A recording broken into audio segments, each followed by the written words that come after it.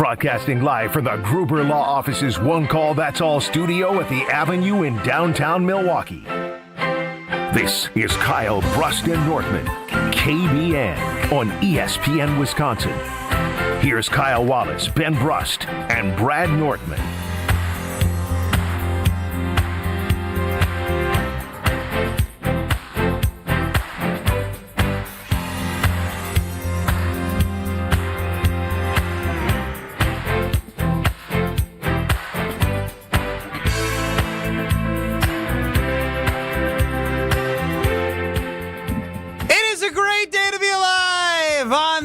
Thursday, Kyle, Brust, and Nortman across ESPN Wisconsin. My name is Ben Brust. Alongside me, to my right, is Kyle Wallace, carrying 8 jugs of water for the Packers organization, and Matt LaFleur. What's up, Kyle? My arms hurt so much from carrying all that water of Matt LaFleur, one of the most winning coaches percentage-wise in the NFL. Regular season Kyle Wallace, there he is. Brad Nortman, longtime NFL punter, Super Bowl 50 runner-up. I don't mean to derail our conversation early, but I still can't stop thinking about the Wheel of Strofe yesterday and these astronauts coming home because of an alleged... a mysterious... I brought that up to Lexi. What was her response? What? What was her response? She goes, no. I told her what we maybe hypothesized was the issue. And she goes, no, pull them up. Same thing. 3 male astronauts, 1 female. She couldn't. People are putting it together as Strofe, you're the foremost expert on this. They don't come back from space missions. No, for the first time in the 25-plus years of the ISS, the International Space Station, this is the first medical evacuation ever. Now, they have said it is not a pressing medical emergency. However, it is the right decision to bring these astronauts home just 1 month early. They've been gone for 5 months. So the idea is space baby. Yeah, a lot of morning sickness potential in that spaceship. Space Baby would be an electric band name. Like if we actually started the KBN band like we've talked about before, Space Baby would be a badass band name. Who's the lead singer? Best take you've had in months. You know I'm the lead singer. Get out of here. Too. I mean, I don't know. I would pick Kyle. He's more of a performer. It's between I really do have range. I could see. We need you as like the second with the guitar. Is that what you're saying right You now? would embarrass us. I could see there being like stage tension over who has the main microphone between all 3 of you. To be quite honest, you'd be all fighting for it. You know, I could doing see the thing where you sing face to face, so you have the thing together like the Beatles used to do. It's almost like in Drumline where they start going next to each other, and then he comes up and he goes ahead of him, Baby. I definitely see Ben wanting to not be happy with his role of being. I would be unhappy with my role at all times. There'll be a point where he's just sitting there just watching this thing. I can hit all those notes. He just takes the mic and just does it. 800-990-3776. Do you think they have Is the pregnancy carbless tests? talk and text line? They don't have those in space. They're not bringing Clear Blue up there. Alex Strofe is running the show. YouTube at ESPN Milwaukee, at ESPN Madison. Did you shoot it to them? Like a mail delivery system? Just take like a canister the size of my water bottle here, and you hit the exact parameters, and poof! You think it's like a T-shirt cannon? What are you imagining? Yeah, exactly. Right now? You just get it. If they can shoot something literally 1,000,000 times the size of my water bottle, why couldn't you just set the same parameters to my water bottle, put a pregnancy test in there, and shoot it into space? So you think this is like the pharmacy when you send the tube up? That's exactly right. Like at the bank. That's exactly right. Or yes, that too. Incredible technology. It's just air pressure. I know, but it's still incredible. Incredible technology. It is. It's cool. It's really cool. It is fun to see you go. Yeah, I wish we had. Good sound too. Yeah. Underrated sound. We still have no update. It is an undisclosed serious medical condition affecting one of the astronauts. Again, their ages 59, 58, 39, 38. You do the math, you figure it out. We're on YouTube at ESPN Milwaukee and at ESPN Madison. And it's, as Strofe labeled it, another day of silence coming from 1265 as we are all waiting to see when this decision is made, whatever decision Ed Policy makes, play out the contract, extend him for a long time, extend him for a little time, get him a pay bump, set him free. God only knows. Gutekunst is involved. Russ Ball is involved. Their contracts are similar. A lot is being figured out right now. But I think an interesting place to start, because a lot of our attention has been centered around Matt LaFleur. And I thought Jason Wilde broke it down in a different way today when it has a lot of conversation around the injuries and, Matt LaFleur as a coach. Is the roster good enough? Free agency, draft. Well, let's hear from Jason Wilde on how he put it and where the Packers organization is right now. I'm not saying that he is in any way a bad GM, but I think you have to scrutinize some of the things he's done. His 2 free agent signings, injuries were part of it, but they were certainly not like Josh Jacobs and Xavier McKinney, right? Some of the decisions he has made in terms of how he's handled different positions. Corner and defensive tackle were an issue in camp, and they came back to bite him by the season's end. And when you have, again, we talk about Kyle Shanahan, what a great job he's done in San Francisco that they've won all these games. Any chance that has anything to do with John Lynch having done a better job of putting together their roster? Again, that doesn't mean Goody sucks. It means that if we want to be this critical about LaFleur, and again, you've heard me say it, he deserves criticism. I'm not sitting here carrying my little parasol, walking around talking about how amazing Matt LaFleur is, like a little girl who's smitten with him. That's not it. That's Kyle. He deserves criticism, but I think Goody deserves scrutiny too, and I think that's a reasonable position to hold. That was Jason Wilde on Weekly Wilde with our very own Alex Strofe talking about the general manager of Brian Gutekunst. And so I think I've been seeing a little bit of it, but when you hear Jason explain that, the free agent signings and the way that maybe John Lynch has built a roster for Kyle Shanahan, do you shift to the Goody's deserving of whatever Matt LaFleur gets, or should they be on the same timeline of contract? Should they be different? How do you evaluate both? Because they are, as you said, Brad, hip to hip since really the beginning, other than 1 year. They have been joined hip to hip, and it's really hard to delineate between GM and head coach. Like, if you're having success, is it because the players are just very good, or is it because the coaches are coaching them up, developing them, and putting them in positions to succeed? So it's hard to differentiate, and we haven't seen Matt LaFleur or Goody operate independently of one another. It's not like Matt LaFleur is a head coach elsewhere that we could have a different sample size for evaluating Matt LaFleur. So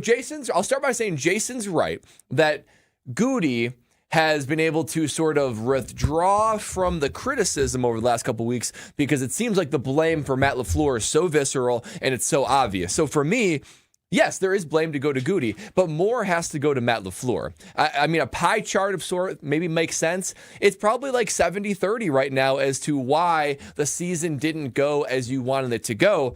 Because as I look at some of these things, the biggest thing for me is we saw moments where this team is like a Super Bowl contender, a true Super Bowl contender. I think about even the first half of the playoff game against the Bears. You're like, oh, easy money. This team is going to roll. Their offense, defense, we were absolutely rolling. I think about moments like even both Detroit games. It seemed like the team had come together, played really well. Second half of Pittsburgh, there's just even the first 3 quarters against Denver before Micah Parsons got hurt. You're like, this team could be a Super Bowl contender. The problem is, and this is why I believe coaching is the bigger issue than personnel, is the inconsistency. How can you have one half where you are cruising, and that happened several times against the Bears, cruising, clearly this the better season. team, and then second half, the whole script is flipped. If we had never seen this team even momentarily look like they could win a Super Bowl, we'd say, oh yeah, it's clearly players. The players just aren't good enough. They're being outmatched. But there's times where they looked far and beyond the better team and far and beyond one of the best teams in the NFL. And then there's moments where they look like they're among the worst teams in the NFL. I think of like Baltimore. How can you stop what runs so well against other teams like the Eagles and the Bears and the Panthers? The Panthers didn't really do a great job, but you struggle so much against the Ravens and the Bears in the second half. So I look at the inconsistency and say, we see the ceiling, we see the floor. The ceiling shows that there's good players on the team. Maybe Goody's not an elite GM like, Lynch is in San Francisco, but he's good at least, maybe great. But the inconsistency, I go to coaching. And yes, cornerback, D-line, even O-line, there were some mistakes made by Goody for sure. But if I had to put a pie chart of blame as to why the Packers didn't reach their final destination, I guess I'd go 70-30 LaFleur to Goody, but Goody deserves some blame. Yeah, no, I think Goody deserves quite a bit of blame for the team that he put together. When you watch that last game against the Chicago Bears, in the second half, something that the Chicago Bears were able to successfully do was create pressure. The offensive line could not hold up, and that was basically just foreshadowing of what we saw. Not foreshadowing, was a result of what we saw for the entire year. Overall, when you look at Pro Football Focus, that was the 19th best offensive line in the NFL, and when it came to pass block efficiency, they were 26th in the NFL. We saw that on display against the Chicago Bears in the second half, where Jordan Love did not have against time. a bad pass rush, but they did change. They did bring blitzes, but it still brought is more pressure. They weren't able to pick it up. Brian Bulaga talked about the fact that at a certain point, you only have so many adjustments that you make at the line, and you just got to do your job, and you have to execute. This offensive line way too often did not execute, and this offensive line was put together by the pieces that were put in place by Brian Gutekunst. But on top of that, you're talking about you brought in Aaron Banks to help solidify this offensive line, and it just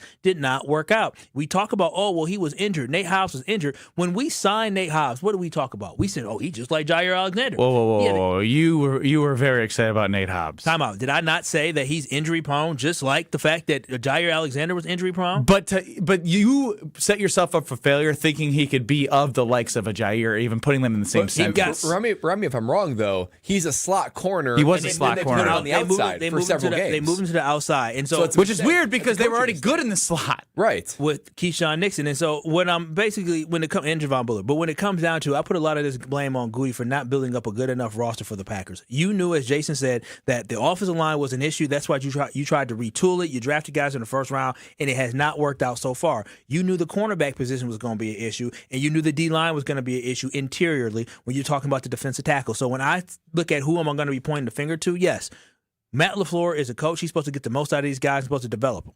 But Goody needs to give him the pieces to be successful. When you have the overall 19th best offensive line and Aaron Banks leads one team, and that team doesn't miss a beat with Aaron Banks being gone, that should tell you. They did miss a beat. They did not run the football as well. They were considered a top 5 offensive line by Pro Football Focus. So I'll take that. Check out their run. Check out their run offense. Christian McCaffrey couldn't do anything. Sure. You can say whatever you want to say, but at the end of the day, that team's still playing, and I think it has to do with they overall just have a better roster than we do. Correct. I'm just saying it's not just because Aaron Banks. It's because of an overall perspective of John Lynch versus Goody. It just comes to overall evaluation.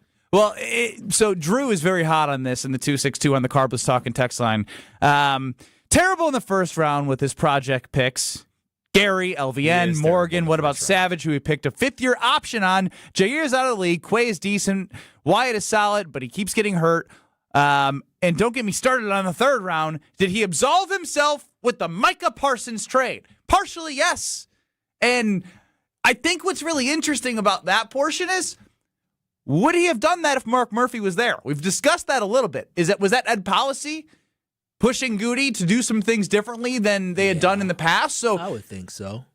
Does that actually absolve him if it really wasn't his original thought? Do you think he brought that to Ed policy? We don't know. I would assume that it was a conversation where I don't think Ed policy went to him and said, "Hey, want to go get Micah?" Or it's like a conversation of Micah's available. What do you want to do? He's a general manager. He should be the one starting those conversations. He should be. Get to the president. But it's something that the Packers have never done in 30 years. So to just say, like, yes, all of a sudden out of the blue, Goody's this big idea guy to take a big swing when it's not the Packers' DNA. I'm just bringing up the thought that because we don't know, because we're still learning so much, yet so little about Ed policy as we're waiting on decisions to be made amongst all the contracts that are up at the end of next year that they're trying to figure out. So the 2026 season isn't a weird, like, all right, everyone's on 1 year, go prove it, but you're going to prove it while you're in the middle of Jordan Love's $55 million a year after you just invested in Micah Parsons. Right? Like, the timing of all this is so fascinating. And they've made the playoff 3 years in a row. 7 seed, 7 seed, 7 seed. The amount of playoff games Matt LaFleur has won post Aaron Rodgers. It's all there. And we're all going to figure out who has the most value based off who Ed Policy decides he thinks has the most value. How do you invest $125 million and it's all wasted this season? That's what you did this offseason. You invested in total. Granted, the guys can be cut and released, but between Aaron Banks and Nate Hobbs, you invested $125 million. In their total contracts. Their total contract. That's not a great way to look at it. It's the cap hit. That is a big number to be giving these guys. I expect a corner being signed for 4 year, $48 million. I expect him to be starting. A guy getting signed for a 4 year, or what was it, 4 or 5 years, $77 million contract, Aaron Banks guy. I expect him to be competing for Pro Bowls. So let's take this a step further because Matt LaFleur as we mentioned, big part of the conversation. Gutekunst, Jason Wilde brought up on Weekly Wilde with Alex Strofe, which you can get on YouTube at ESPN Milwaukee. Part of the conversation, too. You can only have one. Who are you choosing? Goody or LaFleur? You can only have one. Actually, I was thinking about it. I like the way Strofe put it on the YouTube. I was going to, earlier I was thinking, next 3 years. No, just you can only have one. Right now, your head policy, you choose one or the other. You choosing Brian Gutekunst, or are you choosing Matt LaFleur? 800-990-3776. Put on your edit policy hat and tell us on the Carbos Talking text line on YouTube. Policy now, huh? Yeah, everyone's ed policy right now. You can only have Goody or LaFleur. You tell us next. This is Kyle, Brust, and Nortman, KBN. You throw hands? Do I throw hands? With T.O. Will I? I throw hands with Andre the Giant, man. On ESPN Wisconsin and the ESPN Wisconsin app. Purchase your tickets, grab some friends, and get to the Sylvie on Thursday, January 29th for Andy North Trivia Night presented by Exact Sciences. Enjoy a fun and inspiring evening of trivia, music, food, and refreshments while helping to raise money for UW Carbone Cancer Center. This fun and inspiring event is hosted by Andy North, and along with the trivia, the lineup includes a silent auction, celebrity appearances, and prizes. Doors open at 6. Visit AndyNorthAndFriends.com to buy your tickets. Past year's events have sold out quickly, so get your tickets today. Kick off the new year with a smarter home and bigger savings with Exterior Pros and Baths. New windows to lock in the warmth, durable roofing, eye-catching siding, or a stunning bath makeover. Start the year off right and get $3,000 off your project. That's right, $3,000 back in your pocket during our New Year savings event. Call 262-800-4274 or visit extpros.com today. This deal won't last all winter. Exterior Pros and Baths. New year, new home, done right. Wisconsin Indoor Golf Center is teeing off the new year with another can't-miss tournament and $1,000 in cash prizes up for grabs. Hey ESPN Milwaukee, this is Gary Ellison, inviting you to a two-man scramble at the legendary Kapalua Plantation Course, all played on Wisconsin Indoor Golf Center state-of-the-art simulators. Sign up now at wisconsinindoorgolfcenter.com. It's just $120 per team, and you must get your round in by January 31st. Your chance to take on Kapalua Plantation Course starts today. You've already put in the work. Now there's a way to make it count towards your degree. At Lakeland University, your work and life experience can earn you college credit, helping you finish faster, saving time and money. With flexible evening and online classes, plus multiple start dates, Lakeland fits your life. Study 100% online at one of our 6 locations across Wisconsin or on our residential campus in Sheboygan County. Customize your degree to fit your life, your goals, your future, without missing the moments that matter, at work or at home. Your experience matters here. Lakeland University. Experience it your way. 4 years. That's enough time to earn a college degree, to serve a full term as a president, to train for something big and become someone new. You bet, and get 0% interest for 4 years at Pella Windows and Doors of Wisconsin, so you can invest in your home and in life's biggest moments. With exclusive features and customizations, Pella offers the highest quality products at a price you can afford. Aim high when setting your New Year's resolution and imagine what you can do in 4 years when you finance your home project with Pella. Visit PellaWI.com today. UW Credit Union presents the Student Athlete of the Week, supporting local student athletes as they grow on the field, in the classroom, and in the community. UW Credit Union is here for every you. Learn more at uwcu.org. With your UW Credit Union Student Athlete of the Week, I'm Will Summers. This week's UW Credit Union Student Athlete of the Week is Wisconsin Lutheran senior and Northern Iowa commit Xavier Zenz. Zenz delivered a championship-clinching performance at the Beach Ball Classic in Myrtle Beach, South Carolina, knocking down a buzzer-beating three-pointer to lift number 15 Wisconsin Lutheran to a 57-54 win over North Crowley in the traditional bracket title game. Zenz finished with a game-high 26 points, shooting 9 of 12 from the field, 4 of 5 from 3, and 4 of 4 from the free throw line. He scored the final 7 points of the game, including the game-winning shot as time expired. Over the 3-game tournament, Zenz averaged 26.3 points per game, earning MVP honors while leading the Vikings to the championship. Congratulations to Xavier Zenz, your UW Credit Union Student Student Athlete of the Week. When storms hit or accidents happen, it's not just about property, it's about people. I'm Mandy Grimal-Lococo with Grimal and Associates Insurance. We help families bundle home, auto, and life coverage so you're never facing life's what-ifs alone. With the heavy rains we've seen in Milwaukee, we'll review your policy to be sure water backup, sump pump failures, and flood risks don't drain your wallet. Your home is more than walls and a roof, it's where life happens. At Grimal and Associates Insurance in Shorewood, we're here to protect your home, your family, and your peace of mind. Call us today at 414-332-0838. You're listening to Kyle, Brust, and Nortman on ESPN Wisconsin and the ESPN Wisconsin app.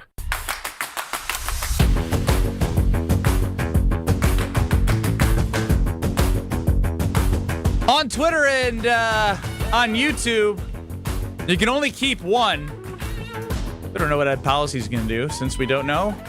We can be Ed Policy today. Put on your Ed Policy hat and tell us at 800-990-3776. If you could only keep one, would it be LaFleur or Goody? Kyle, Brust, and Nortman with you till 5 o'clock. We're across ESPN Wisconsin right now. 800-990-3776 is the Carbos Talking text line. And get us on YouTube at ESPN Milwaukee, at ESPN Madison. I already know Kyle's answer, so we might as well go to somebody that... What do you mean you know my answer? You've been carrying Matt LaFleur's water for him all week. Goody. You like everyone. I get it. You're a Packer backer. Go, Brad, Pat, what do you got? It's actually a tough decision, but I'm going to go with Goody. And here's why. The reason the Packers are even in this position, the fact that they can even compete for championships, is because they have Jordan Love. That's it. They have Jordan Love. If they had no quarterback, they would not be competing for championships. Matt LaFleur can thank Brian Gutekunst for that decision back in 2020. It was unpopular, it was hard, and it honestly spurred Aaron Rodgers for a renaissance of some degree to actually play like an MVP and almost get to a Super Bowl. You could criticize Goody for not doing enough to push them over the edge, but the Packers are who they are, and they have a pulse at all because they have a franchise quarterback. You take off Jordan Love, and there is no Packer optimism if you are in the carousel and the circus that is trying to find a new franchise quarterback. So that is primarily and only on Goody. Not to mention, I mean, he even executed the trade for Malik Willis, and look what Malik Willis was able to turn out underneath the Green Bay Packers system. So I'm going to go with Goody. He pulled off the trade for Micah Parsons. He was able to draft Tucker Kraft, who's an all-pro in the budding. We know that Parsons is already an all-pro. Xavier McKinney, Josh Jacobs. You do have a staple of wide receivers. We know now that if Christian Watson's able to stay healthy and be able to be highlighted, he can be a wide receiver number one. So nobody's perfect. Yes, I would criticize him for his D-line and his first-round draft picks. They have stunk. He actually tried to go and fix that by getting Micah Parsons, but there's enough guys with flashes like Edgerrin Cooper, Javon Bullard, Evan Williams. He can evaluate, he can get guys. His problem is he's not hitting on the first round draft picks. That's keeping them from being able to be true Super Bowl contenders. But for all of these reasons, it's Brian Gutekunst. And with Matt LaFleur, he's a good coach. I like Matt LaFleur, but I think that head coaches are more replaceable than good GMs. Okay, that's what I was just going to ask you. Tim chimes in. I believe it's a lot easier to replace Goody than it is LaFleur. I would because think about the conversation that we're having right now about Matt LaFleur. They don't want to get rid of him because they don't have anyone better in line to take his place. Well, let me ask anyone out there that think that's true. On any given year, there's 6 to 10 head coach openings and 1 to 3 GM or 1 to 3 GM openings in any given offseason. That tells me that NFL owners think, you know what, we got to hold on to our GM. There's not a lot of guys out there that we could just replace this guy with, but we can replace our head coach no problem. So I think that there's more replaceability when it comes to the head coach. And honestly, when you think of Matt LaFleur in general, well, Matt LaFleur is a disciple of Sean McVay, Kyle Shanahan. That system is out there now. There's so many coaches that run this system. Kevin O'Connell, Mike McDaniel, even Matt LaFleur's younger brother, Mike LaFleur. A lot of M's. He is running that system alongside Sean McVay in LA. So if you look at it and say Matt LaFleur is one of his best qualities play calling, well, this offensive system is now out there, and you could even argue that he has to stay ahead of it because it might be getting stale. So I think they're both really good. I think they're both good. Maybe really good, but to me, I'm going to stick with Goody. Yeah, I just think you guys are way too emotionally attached to the fact that we're here, we're living and breathing. Wait a Stop minute. saying I haven't even given my opinion. Well, no, just in general, we're way too emotionally attached to the Green Bay Packers when it comes to being so upset about Matt LaFleur and so disappointed. See, what I'm going to do is I'm going to listen to a lot of folks on the national scale, a lot of the folks inside the league circles, even Shefty. Shefty doesn't seem like a person that is as adamant, banging on the table that the Packers He's not an opinion maker. Or get more. He literally reports news. And so what and the news he reports is that in league circles, people believe that Matt LaFleur is a good coach. Some even say top 5 coach. Some people even say Matt LaFleur is an elite. What do you coach. think? I don't care about everyone else. I care about Kyle. What Kyle believes is that Goody would be the first one to pack his bags before I let Matt LaFleur go. Now, why I say that is when you look at his draft classes, yes, they have progressively gotten better, but you cannot ignore what he did at the start because that is what put Aaron Rodgers in a position where he did not win a Super Bowl, and that is what put us in a position where we are trying to just wait for more guys to develop right now. And when you look at it from 2020 to 2025, the Packers had 10 top 50 picks, and guess how many Pro Bowlers were produced from those 10 top 50 picks that they had from 2020 to 2025? Well, I don't think. Well, they got one from Rashawn Gary. Well, he was 2019.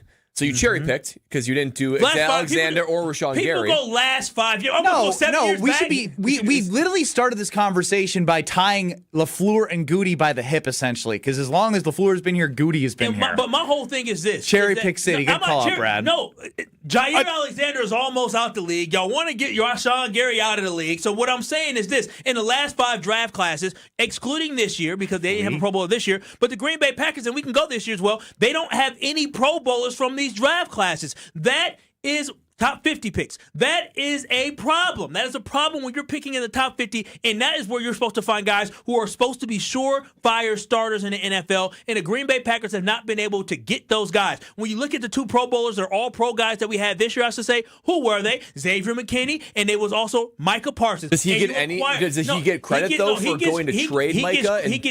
When you trade and you sign players, they're supposed to add to the roster that you have already drafted and developed. When you're getting guys in and they're filling voids that you have because of your poor drafting and developing, that falls on the general manager. That's why I'm saying I feel like with a GM, you can find somebody else. Hell, we probably got somebody else inside this organization as we just saw somebody go down to Miami who's probably going to do a good job. I also think validates Goody. Who he was here before Goody, or he was here during the time Goody was before.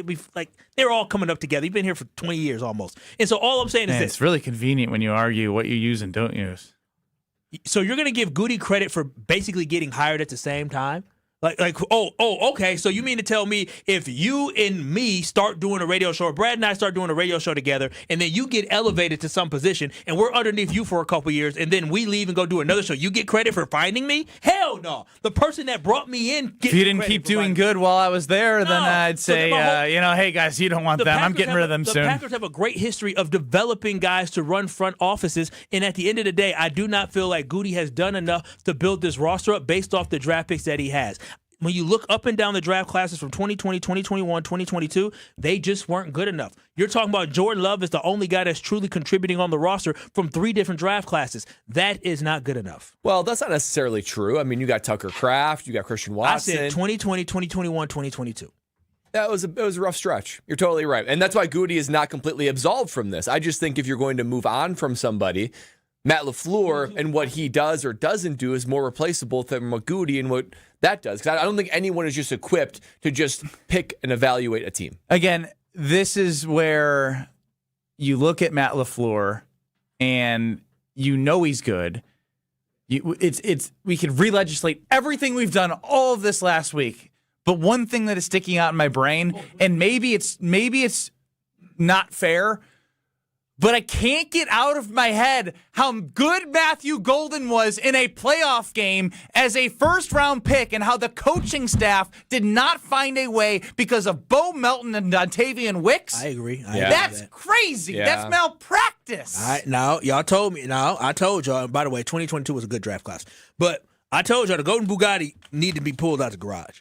And the coach that Matt LaFleur employed as its offensive coordinator told us before the playoffs that Matthew Golden wouldn't have an impact. And it took 2 people being out for him to get opportunities to show what he's capable of. And in comparison to the other rookies in the NFL, different skill sets, Tet or Ibuka would not have been able to score on the same play that Matthew Golden did with the speed, electricity, and cuts That's what he has. And if you show it in a playoff game, there's ways that, it's no block, no rock around here.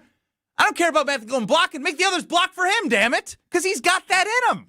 That was malpractice. And the fact that Bo Melton's getting targets before Golden, I mean, it's just there's head-scratching coaching moments, not only game situations and timeouts and stuff, but you even think about the Elton Jenkins experiment to center, but then you realize quickly the line improved significantly when he was out. Well, who made that decision to move him to center? Was that LaFleur or was that Goody? Was it a combo? It must have been combo, honestly. I would assume it was Goody because Goody is the one that shops for the groceries and Matt LaFleur is the one that cooks. And so I'm assuming he was. I'm assuming that he was. Eat that, Brad. Eat those groceries. No, I'm assuming that it was definitely probably a conversation, but it must have been a combination of the two. Yeah, quite honestly. But you draft Jordan Morgan, you try to shove him in the middle where he stinks, and then actually put him on the outside, and he's actually much better. That's true. That's very, very. The whole thing's a mess. I know it is. Each have their blemishes. There's no doubt about it. The first-round draft picks are god-awful from Goody. But Matthew Golden is one where you think that is an area where you can easily get him in the system. It's super transferable from college to the NFL.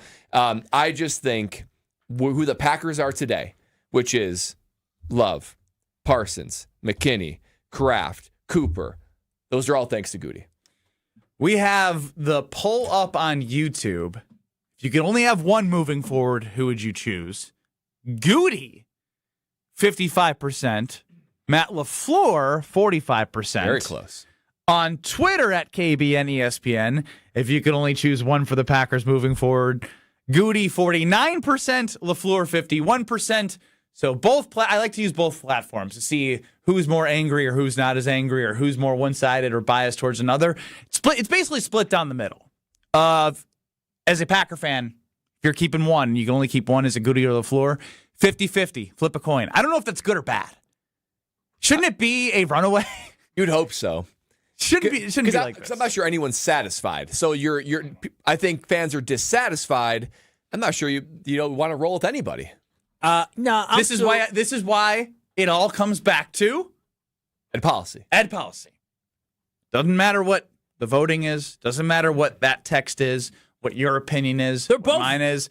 But I'm saying he's going to tell us what he valued, who he values more, based off whatever we find out about each of their contracts. I would because it'd be hard for Matt LaFleur after working hip to hip to be like, yeah, well, Goody got this bigger deal than I did. If he's got a bigger deal than him, I'm going the Brad route, saying, bleep you, man. Well, Goody's totally. That's not. I mean, longer. James in Milwaukee, you're on the Carbless Talking Text Line with KBN. Yeah, I would, if I had to keep one and could only keep one, I'd take Goody.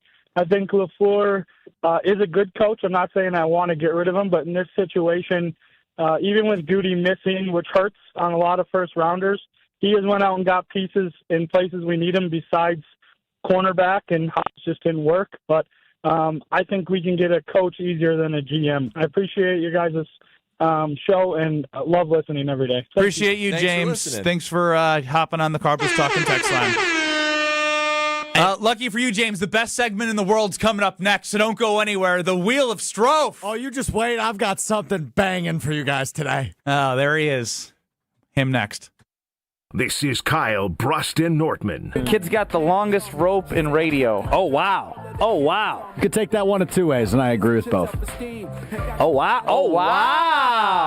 Okay, King. I see you, the confident. On ESPN Wisconsin and the ESPN Wisconsin app. Can you feel it? It's the thrill of witnessing a walk-off grand slam, a game-winning touchdown, a buzzer-beating 3. Yeah, you know the feeling. And there's only one place to experience that raw exhilaration. Potawatomi Sportsbook. Catch all the action in a supreme space with dozens of sports betting kiosks, cool drinks, luxe seating, great food, fiery atmosphere, and a monster video wall. Become a legend at Potawatomi Sportsbook. More info online. Must be 21 to enter casino. New year, new ride. Start 2026 in style at Kunis. Bring in the savings with amazing offers on all cars, trucks, and SUVs at your nearby Milwaukee Metro Kunis dealerships in Oak Creek, Greenfield, and Oak Chevrolet on West Metro Auto Mall. Trade in the old and drive into the new with huge incentives and rebates on all new in-stock cars, trucks, and SUVs from Chevrolet, GMC, and Buick. Better tech, better safety, better payments. Plus, we have pre-owned payments for every budget and over 2,500 pre-owned cars, trucks, and SUVs to choose from group-wide. And don't miss this month's service specials on brakes, tires, and oil changes.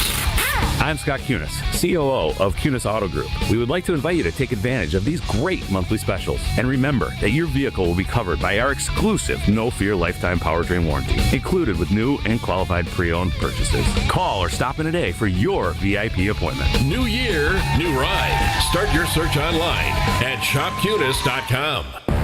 Watch the Bucks for free with select games on broadcast TV all season long.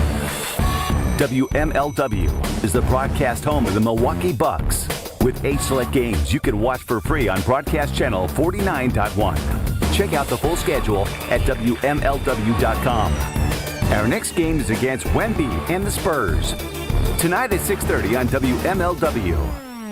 Brewers mini ticket plans for the 2026 season are available now with 6-game, 12-game, and build-your-own plan options. You can pick or build the best plan for your schedule, whether you're gearing up for tailgates under the sun, the thrill of the home runs, or the eruptions of walk-off wins. Brewers mini plans have you covered for the 2026 season with specially discounted ticket rates and more exclusive perks in each plan. Check out all the mini plan options available for 2026 now at brewers.com/ticket plans. Something exciting is happening at St. Kate the Arts Hotel. On the second floor, you'll find the Studio Kitchen and Cocktails, Milwaukee's destination for bold flavors, fresh sushi, seasonal entrees, and cocktails crafted with care. Start your day with a breakfast that fuels you, stop in for dinner that sparks conversation, or linger late into the evening with drinks designed to inspire. With flavors and drinks for every mood, the Studio is the perfect place to gather, celebrate, and connect. Be boldly social. The Studio Kitchen and Cocktails, now on the second floor at St. Kate the Arts Hotel.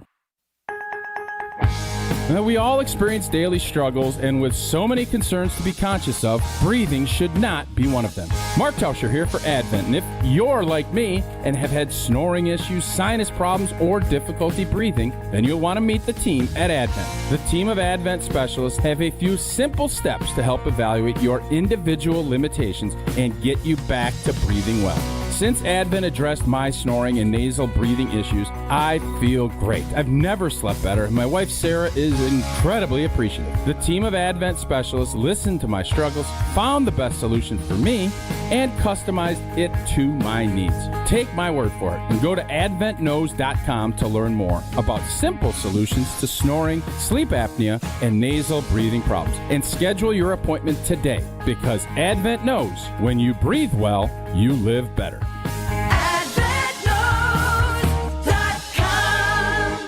You're listening to Kyle, Brust, and Nortman on ESPN Wisconsin and the ESPN Wisconsin app.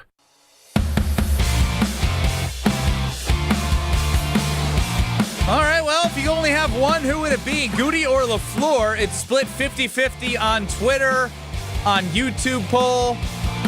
It's Kyle, Brust, and Nortman across ESPN Wisconsin. Our last caller said Goody greater than LaFleur. Let's go to our next caller, Aaron in Appleton. You're up with KBN on the Carbless Talk and Text line. Good day. Hey, guys. How are you doing? Yo. Good. Doing great, man. So I'm going to pick LaFleur. It's close. I'm going to pick LaFleur. They're two different jobs, but I'm going to pick LaFleur because Goody's draft picks have stunk. We could go over the many draft picks that he's missed on, and let's say, okay, here's one. He missed T.J. Watt, and he picked Kevin King. That was a big mistake. I think that and was Ted Thompson. Who drafted? Right? It was Kevin King. No, that was 2017 that draft. was his last draft. That you're was right. So wait, who? Are you More of a buzzing? recent example, he swapped picks with the Jets and he picked Lucas Van Ness over Will McDonald. How about that? Yeah, Another that's example. good. But Aaron, we To appreciate your your call point, and understand. To your point, there are plenty of misses by Goody. Plenty of misses. Well, the misses are the reason why we are in the place that we are now. That's the biggest issue that we have. We will continue to dive into this. Eric Stokes having a resurgence. Not with us. Not with the Packers. Cole Van Lanen is having a great career. Coaching. Cole Van Lanen. Coaching. Yeah, coach him up. You're helping our argument, Cole not yours. Van Lanen got cut by the Green Bay Packers. You think Matt LaFleur cut him, or you think Goody cut The him? coaches didn't obviously coach him up good enough. The talent was there. And Goody Isn't cut it him. about bringing in talent? Goody cut him. He goes to Jacksonville. He's coached up, killing it. Goody cut him. Yeah, Wouldn't have cut him if he was the GM made Cole Van Lanen what he is in Jacksonville. No, I'm just saying he cut him. He didn't give us enough. Give him enough opportunity. He saw the talent. Saw the talent. I'm just saying his best draft coaching. pick, his best Right, draft Brad? pick in 2021 's on another team. Strofe, I thought you were going to shine here. Amari Rodgers is great. That one hurts. Coaching? No, he's not. Josiah DeBarra, mate. It's time for the Wheel of Strofe. Yeah, another day, another buckaroonie. Here on the Wheel of Strofe, I've got a wheel, I've got topics, I've got thoughts, I've got comments. Can't wait to throw them at the wall known as KBN. Wheel of Might be my best intro yet. Something wrong with that wheel. Doesn't That was a sound good as spin, good. though. Good spin doesn't sound. Oh no. That was rad. And you're doing the little twisty turny thing. I'm not even touching it. Well, then don't move once you spin it. All right, well, I won't move anymore. All right, so we start here, fellas. Big announcement today. Yeah. Big announcement. Did you guys hear about this? I heard the one yesterday you gave. Is this bigger? Oh, yes, I know. Dale. Coming to Alpine Valley Music Festival. What? Pitbull. Why can't Pitbull come to East Troy? To East Troy, Wisconsin, opening for Pitbull, Lil Wayne. Get Lil out of Wayne. here. Is this the most diversity that Alpine's ever seen? This summer, Pitbull coming to Alpine Valley. Wow. It's also Pitbull's 45th birthday today, ironically. Wow, he's born the same day as MLK. Powerful. I believe Pitbull's sister owns a bakery in Oconomowoc. You a lie. No, I'm not kidding. You a lie. Excuse me? Does Pitbull's sister own a bakery in Oconomowoc? There's a connection. There's a connection to Pitbull and Oconomowoc. I'm not kidding. That's the rumor. That's the rumor. I could be spreading. You've been talking too many little Too many. All you Lake Country people think you like. Hey, you know Oh why? my God, he's right. Yeah. Where'd you Yeah. see that? Well, you did a stupid voice text. It's He probably did a bakery in real. downtown Oconomowoc that Pitbull's sister owns. It looks like a wonderful place. Strofe. I've been there. Stroke, where do you have? Uh-oh, he's digging deeper now. See, Oconomowoc. Well, she does have the same name as Pitbull's sister. Jennifer. Yes, Jennifer Betances? Betances. Well, okay, how many Jennifer Betances are walking around? I'm sure a lot. Anyone from Oconomowoc, 800-990-3776. Whoever this may or may not be. It looks like a lovely bakery. Lovely bakery. You haven't stopped in? Haven't Are there stopped Pitbull in. pictures on the wall that are No signed? Pitbull Like pictures, not that I've seen. this should be This should be more obvious than this. Is this a Lake Country folk? The Lake Country people know. Garrett in Oconomowoc. Garrett! You're up on the Carbless Talking text line. Garrett's my guy. Yeah, so that's 100% true. His sister was my neighbor in the Wood Creek subdivision in Oconomowoc. Okay, now we're getting real What's up, deep in where they Garrett? live. Wow. Garrett's my guy. So do people call What her up? Miss? What up, Brad? Do people call her Miss 305? He has, How did you? Oconomowoc I have street seen cred. Pitbull in the flesh in Oconomowoc. Where'd you see him, Garrett? Pitbull in Oconomowoc? Where'd you see him? At her house. He's been there. I've only seen him once, but he has been there. Is he shorter in real life than on TV and music videos? I feel like he would be. So small, so tiny. They look like completely two different people. She looks like she lives in Wisconsin based off this picture. What are you trying to say about Pitbull? He doesn't look like he lives in Wisconsin? He looked like a Miami boy. Like he Mr. 305. He got swag to him. She just looks like Nancy or Jennifer out in Oconomowoc. Do you know Pitbull's nephew's name? Her son's name? No. It's Alex. Wow. Can you imagine your brother being Pitbull? Crazy. Do you think when Pitbull comes to East Troy, he's going to stay by her in Oconomowoc? I bet he will. Oconomowoc's got cred. Will you hang out with Pitbull, do you think? I bet I will. I'm gonna be camping out outside the cafe. I'm gonna try to get him on the show. When Pitbull comes to hang out with you, Brad, this summer, and you go into your basement, your cave, and you open up that fridge, what are you handing to Pitbull? I'm gonna say Pitbull.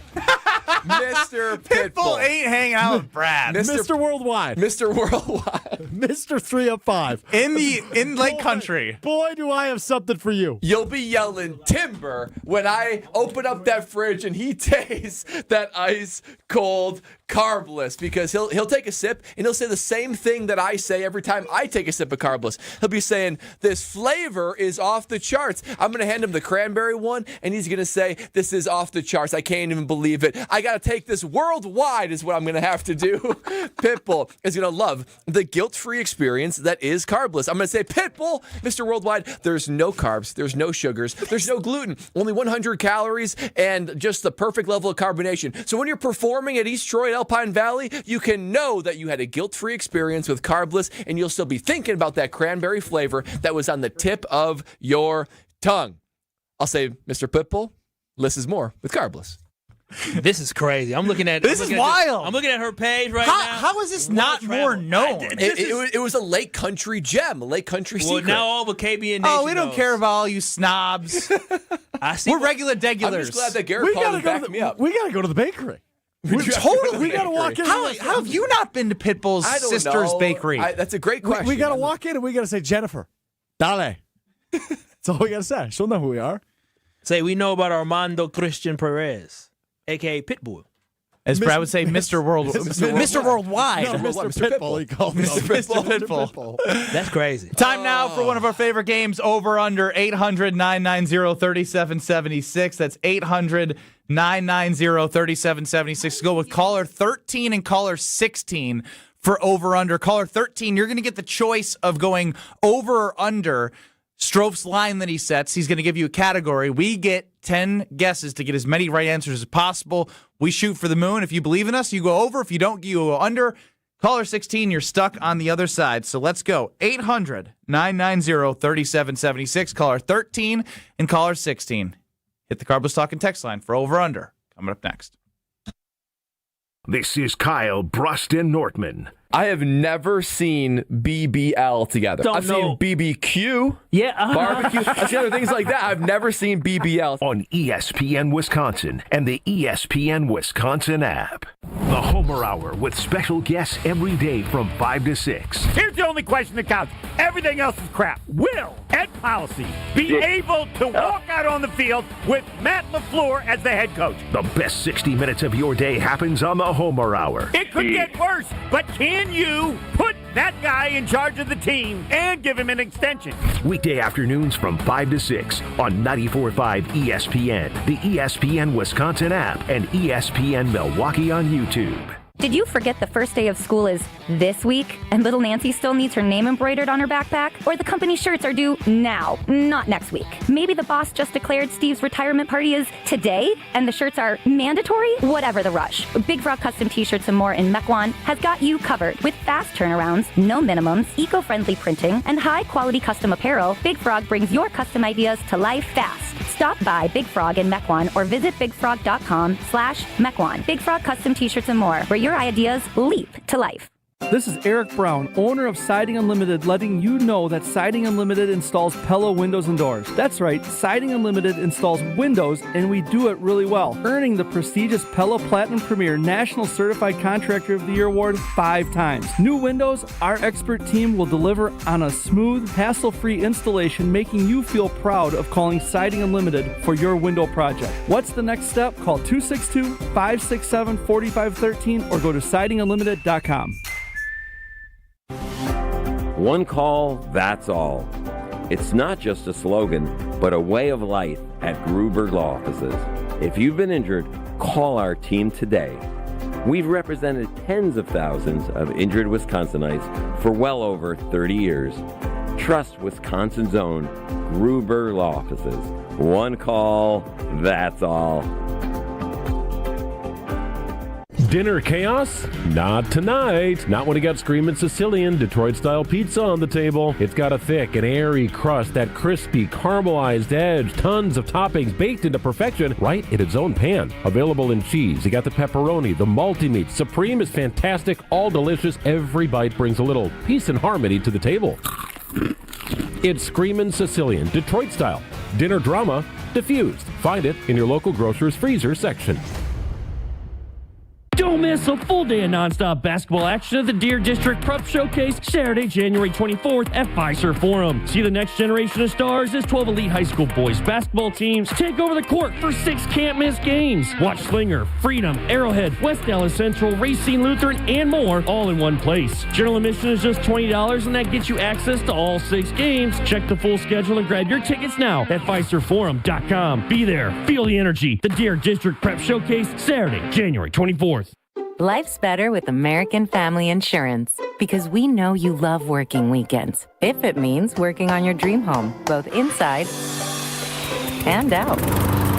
And we're here to help protect those dreams so you can enjoy peace of mind. Save up to 40% when you bundle home and auto. American Family Insurance. Get a quote and find an agent at amfam.com. Products, pricing, and availability vary based on the way you purchase insurance and by state. Some exclusions apply. American Family Mutual Insurance Company, SI, and its operating companies, 6000 American Parkway, Madison, Wisconsin. Kick off the new year with a smarter home and bigger savings with Exterior Pros and Baths. New windows to lock in the warmth, durable roofing, eye-catching siding, or a stunning bath makeover. Start the year off right and get $3,000 off your project. That's right, $3,000 back in your pocket during our New Year Savings event. Call 262-800-4274 or visit extpros.com today. This deal won't last all winter. Exterior Pros and Baths. New year, new home, done right. You're listening to Kyle, Brust, and Nortman, KBN, on ESPN Wisconsin, ESPN Milwaukee on YouTube, and the ESPN Wisconsin app.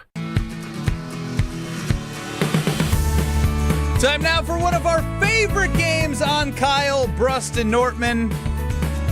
Been some good lines, some good performances all around from everybody here. Let's get right to it, Strofe. Let's get to over-under.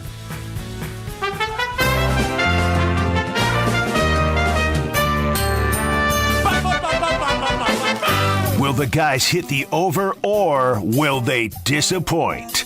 It's time for Over-Under on Kyle, Brust, and Nortman. Over-under time here on KBN. I've got a category. I've got an over-under line. The guys will have 3 minutes and 10 guesses to get as many right as they can. 2 new contestants today. Very fun stuff. Caller 13, Eric in South Milwaukee, not a believer. Oh. Eric in South Milwaukee is on the under. Therefore, that puts Scott in Hubertus. Where is that? I was just about to ask you the same question, Ben. Where would you put on a map Hubertus, Wisconsin? In between Madison and Milwaukee. Incorrect. Actually, the other direction. Closer to Platteville? No, wrong. Still Colder. wrong. It's not far from Milwaukee. It's north.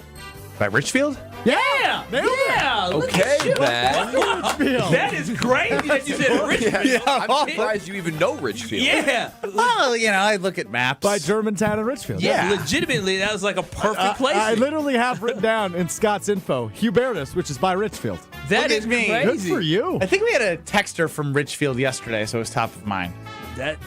You just find a way Scott, to pull it out. Hubertus by Richfield is on the over. All right, fellas.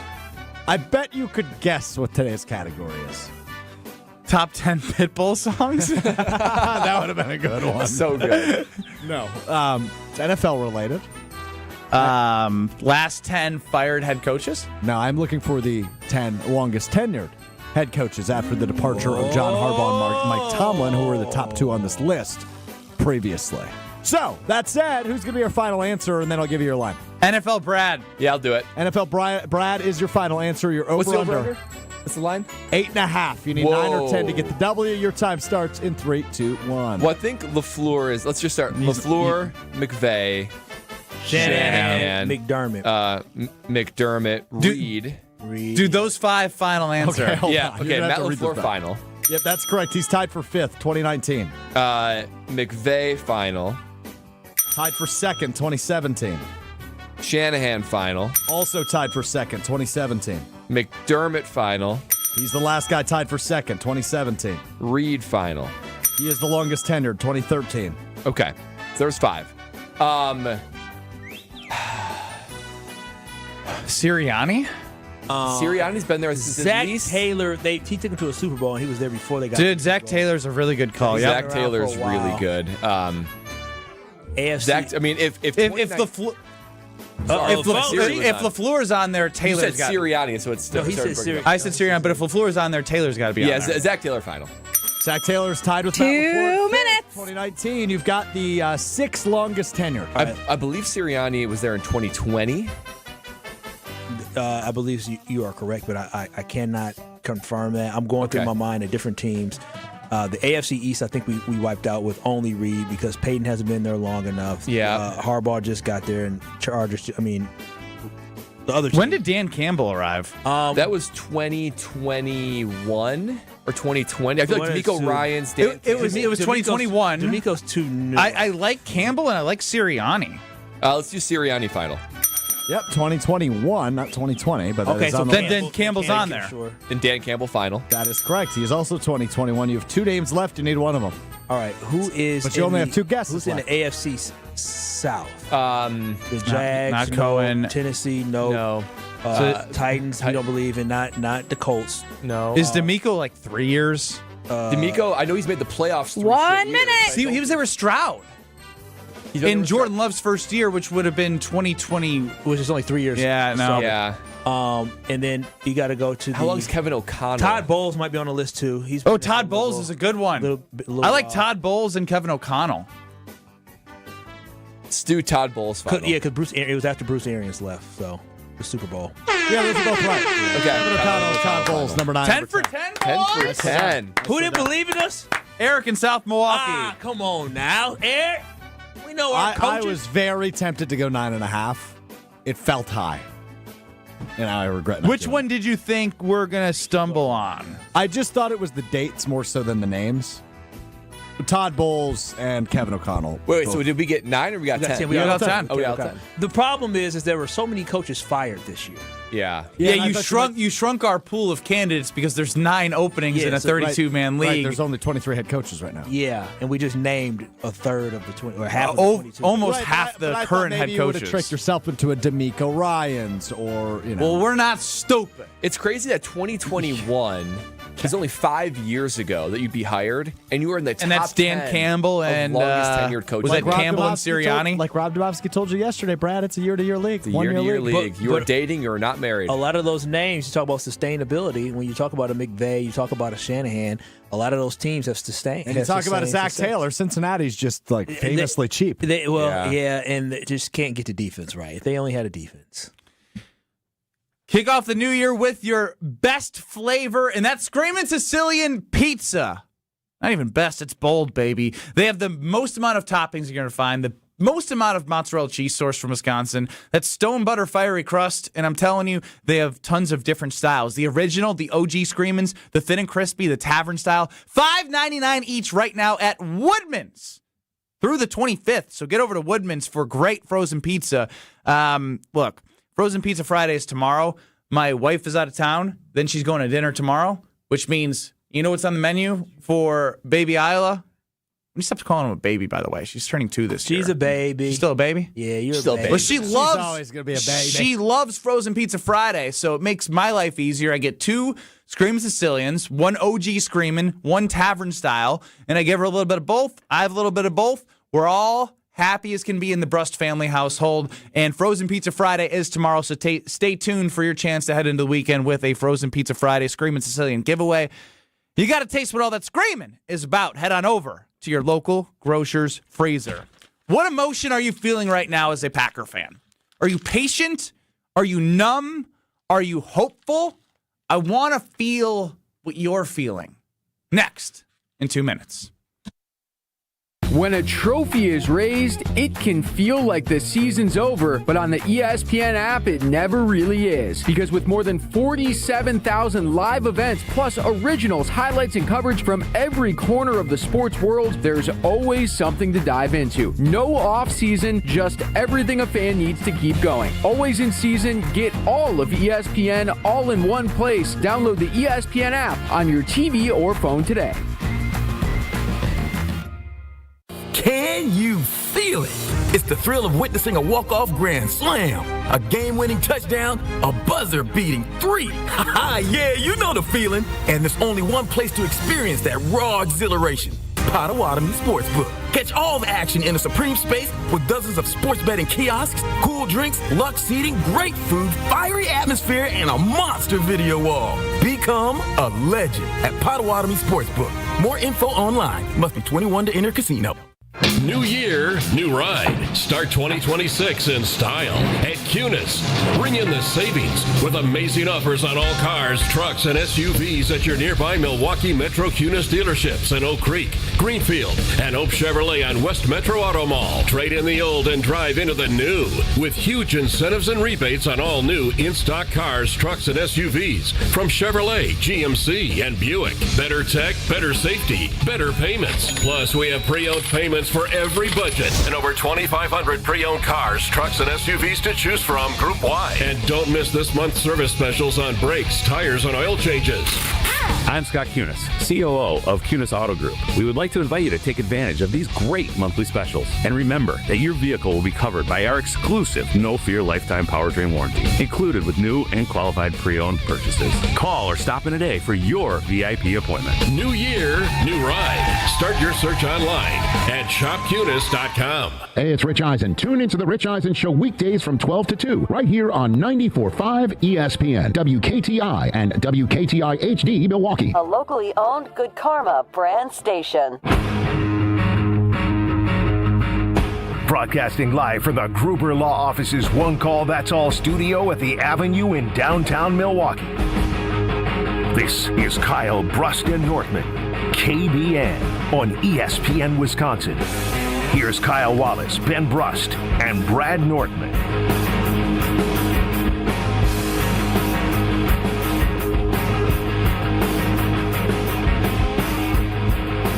I want to know how you're feeling. We don't know what's going on. We are using context clues from Jason Wilde, Rob Domofsky, Bill Huber, Adam Schefter. Anyone following the league is talking about the Green Bay Packers and what Ed Policy is trying to figure out from a contract situation for Matt LaFleur. You can add in Brian Gutekunst. You can add in Russ Ball. It's a lot to be figured out there. But putting it all together, last 7 years, the last 3 7 seeds, the loss on Saturday, the uncertainty of what's to come. How are you feeling right now as a Packers fan? 800-990-3776 is the Carbless Talk and Text line. Could be whatever emotion you want, but I think these three sort of hit all facets. Patient, numb, or hopeful. Kyle Wallace, Packer backer. Currently now I'm numb. I'm numb. Eventually I will turn the corner and turn the page, but I'm numb to all this. When I say I'm numb to all this...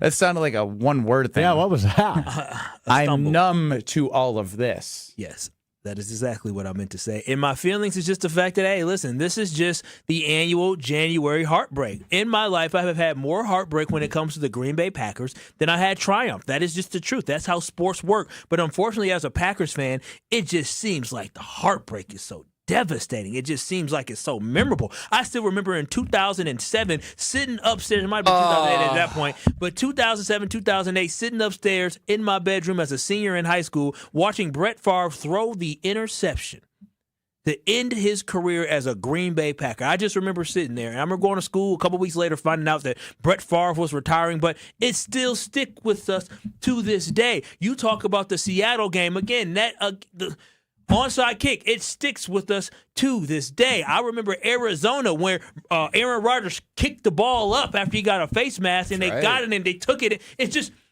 It's just so much heartbreak that sticks with me. So, yes, I'm numb to this. So you guys ask, why have you been so calm this week? Because this is how my life has been the majority of the years. The Packers have a good season. The Packers make the playoffs. We're all hopeful that something special could happen. And then, boom, it's all gone in an instant. Yeah, numb is the right way to describe it. I think as you go back and think about those, and even like, I'm thinking about my time as a Packer fan, sort of pre-NFL. I remember even 2011, where, I mean, you're coming off a Super Bowl win, so there's a lot of like goodwill deposited.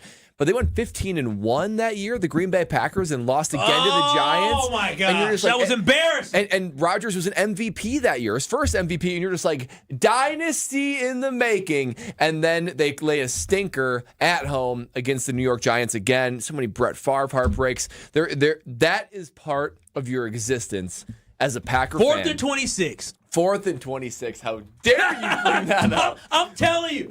Being as growing up as a Bears fan, he has none of this. He has none of these memories because they sucked. Yes, they did. That's why he jumped ship. And you think about what happened last Saturday night, that game is on the same level with those levels of heartbreak. It absolutely is. 21-3 at halftime against the rival Chicago Bears, and you lose that game. You miss 3 field goals. Yeah. I mean, you want to talk about there's some heartbreak where, like, you know, the Packers lose to the San Francisco 49ers in the divisional round in the 2023 season. Heartbreak because you're like, wow, we were right there, but you don't feel too bad. This Bears loss, right along with 2007 Brett Favre interception, you know, the Seattle these are tier 1 Seattle losses. 2020 I think is a tier 1. Yep, tier 1 losses. And you can only have so many tier 1 losses before they have that a lot of tier 1 losses. Just it scars, right? It just doesn't even heal, and you bump it and it starts bleeding again. So I just think for that reason, like, numbness is how I would describe it. But like every single summer and then going into training camp, you just know hopefulness is going to sprout because it's eternal come end of summertime into the fall. But now it's but hopeful will come. Kyle always becomes hopeful. Oh, of course, it's a cycle. It is a cycle. That's what I'm saying. I'm in the numb cycle now. I'm just numb to it. Us as Packers fans, we as Packers fans, we're numb to this losing. We're mad because of the fact that it happened in such devastating fashion where we should have won that game. But it's like, okay, but we're numb to this. We're not freaking all the way out. I mean, yeah, we get some folks reacting saying fire Matt LaFleur, but the majority of Packer fans aren't talking about fire Matt LaFleur. Majority of them saying, well, that was disappointing. And by 2 weeks from now, we'll be talking about, all right, who we going to sign in free agency to get us to a Super Bowl? And I think numbness is an interesting choice, too, because I think that assuming, which we all assume, Matt LaFleur and Goody are going to come back, if we fast forward to January 15th, 2027, are we under the same belief that we're not going to experience a tier 1 scar again? Whoa, don't do that. Don't put a future scar on Kyle. Your data set, all of it will point to another tier 1 heartbreak. Do not do that. Hopefully it's not tier 1. Hopefully it's not like the Bears again or like I'm not dealing with heartbreak. A self-inflicted wound that leads to the loss. Like San Francisco divisional round for the what 2021 are we doing? season. We're already putting the elder. That's your 2026, 2027. Where's the Super Bowl at next year, Stroh? Where are we going? Where are we going? Bumps all the pain, and next year, hell no. So you're too hopeful already. I'm already thinking about Super Bowl 2027. I thought you were numb. Did Brad unnumb you? Brad just said, come January 15th. Another tier 1 loss. Yeah, we're gonna be falling in love on February 14th, 2027. That's a late Super Bowl. Valentine's Day. Wait a minute. Hold on a minute. I got something. Are we going to Miami? I got something, fellas. Love. Oh, Valentine's the Day name love? of the quarterback of the Green Bay Packers. Don't you do it. The date of Super Bowl 61 No. is Valentine's Day. Oh, my gosh. February 14th, 2027. Is it in the city of love? MVP Love. What's it the is city in of the love? I don't know. Paris? What is the American city of love? What would be considered the city of love? Brotherly love would be Philly. Oh, yeah. I think it's Super Bowl in Philly. I think it's in, let me guess, No, Atlanta? No, it's in the city of angels, fellas. Los Angeles. Cupid wears a halo. Wow. And we got the plug. Let's SoFi Stadium, Los Angeles, California. Valentine's Day, love the city of angels. Cupid is shooting that arrow like love is throwing touchdowns to Watson. Packers, the Super Bowl gravy train. Okay. Stuck down. I'm back to helpful. Renew the Rams partnership at ESPN LA, so we got all the access. Get my suite ready for next year. You ain't going to be in a suite. Get my suite You're not ready. going to be in a suite. I want to, come on now. It's Packer Vegas. I'm going to sell the trip, and I'm going to be in a suite, and you're not. we a team. Come on, baby. Come on. Let's go to David and Madison on the Carbless Talking text line. Are you buying the City of Angels and Valentine's Day and Jordan Love next year Super Bowl? Sure, baby? why not? Sure, why not? But actually, something people don't talk about. The Packers have an advantage over 31 NFL teams. They're a nonprofit. And so, as a nonprofit, and with their no salary cap on scouting or hiring assistant coaches or head coaches, they should have the highest payroll in those areas, scouting and coaches. Okay, they're spending a lot of money on special teams, but they spent that money on not the right guy. David, are Go you back okay if the Packers spend more money and then they raise ticket prices to get the reserve fund back? They won't need to raise ticket prices. Again, they are ahead of 31 teams because they're a non-profit. The other teams, the owners are worried about the bottom line. Packers are not worried about the bottom line, and no salary cap on scouts or coaches. Well, let's be honest here. They are worried about the bottom line. You can't operate an organization and just have $10 million in the city of Green Bay. Yeah, I mean, so you are right that the Packers are technically a nonprofit, and they have an advantage such that all profits that they make can funnel right back into the organization. Hang on. How do we go from Santa Clara, Cupid, Jordan Love, Los Angeles, City of Angels. Excuse me, Los Angeles to financials? The thing is, though, it's an advantage, but it's also a disadvantage when you think about it, because if you're an owner of the team, I can do whatever I want. It's my team, right? So if I want to take the profits, I'll take the profits. I want to put it all back in, I'll put it all back in. It's my team, darn it. With these people that run the Packers, they take it from a stance of like, hey, I got to steward this thing. I got to be careful. It's my this team. This thing is bigger than me. I can't just be reckless with spending. So don't be reckless with that $250 I paid. It's exactly right. Kyle's $250 is on the line. So I think that you put the people in place to be like financially conservative because they feel like, hey, this isn't my organization, so it's on me to be responsible to make sure that I don't blow. They got to show up to that shareholders meeting. I'm giving to be able to give the financials so everyone that bought stock like Kyle think like, yeah, they're doing great. They have $500 million. They're not seeing a lick of it. They can spend a little bit of it. What are they doing with that $500 million? $500 million. I got something for you guys from our buddy Will Summers. Uh-huh. So, Tinder, we're all familiar, yes? We played Packers Tinder earlier in the week. Players and coaches that we want back or not. The goal of signing up for Tinder is to either make or find love. Tinder founded in Los Angeles, California. Oh, go figure. Wow. Y'all be careful on Tinder now. They robbing people. Powerful. Wait, what? Be careful on Tinder. They robbing people. What does that mean? They're catfishing people and doing all that set stuff. up. Don't get set up now. If you were 2 and she a 10, don't do it. Don't go. She doesn't want you. Bro. It's a setup. No guy thinks he's a 10. What are you talking about? That's not true. Sorry. No guy thinks he's a 2. Okay, if you're a 5, if you're a guy, you think you're at least a 5, even if you're an actual 2. If you're a guy, you think you're a minimum like Stroke's of a 5, but he thinks he's a 10. Oh, I think I'm an 11. If you're 5, and she's a 10, don't do it, bro. I think I'm an 11, and I'm probably more like a 7.5, but maybe. But yeah, I think overconfidence is natural. The great thing about having a woman, and I'm gonna tell you this right now, I get told how handsome I am every single day. So I may be a 6.5, but based baby off of girl? her, oh yeah, Baby girl, she juices you she up. She gives me the boost. I think I'm a 10 every time I walk. She says, "Oh my, look at my man, my man, my man." I say, "Me." Oh man, I don't know all what the baby she's, girls. I don't know what she's looking You at. think he actually goes, me? Or does he go, damn right, baby girl? You know who you messing with? Who's I'm your man. Who's Zaddy? Man of the Who's house. your Zaddy? Okay, no. Now we've gone too far. now it's creepy. Now we're inside the walls of the Madison Wallace Hayes, household. 24? Huh? She's probably. I mean, man. Oh, Madison Hayes, 24. Yeah, Are you what asking for about it? validation What do of you your want? looks I'm from a saying- teammate? That's inappropriate. Women call men Zaddy. Would you call Kyle zaddy? Thumbs up, thumbs down. Don't answer that question. Maddie, That's have you HR ever valid. called a man a zaddy? Not with the Z. Oh, wow. She went straight with the Somebody listening to the show right now has no idea where that voice came from.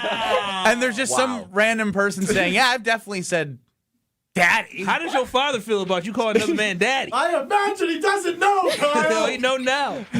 And know now. You're gonna. You want to hear a real funny story really quickly? So we had all these kids over at our. Get this out of the way before We'll get it Jason. out. So we had, I had all these people over at the house during the Packer game. They weren't for the Packer game, but they stayed. And one of the little kids is her little cousin. She's like 4 or 5 years old. Now, she's looking at me and my fiance, and she's like, "Isn't that her daddy?" And I wanted to say, "Damn right I am. Damn right I am."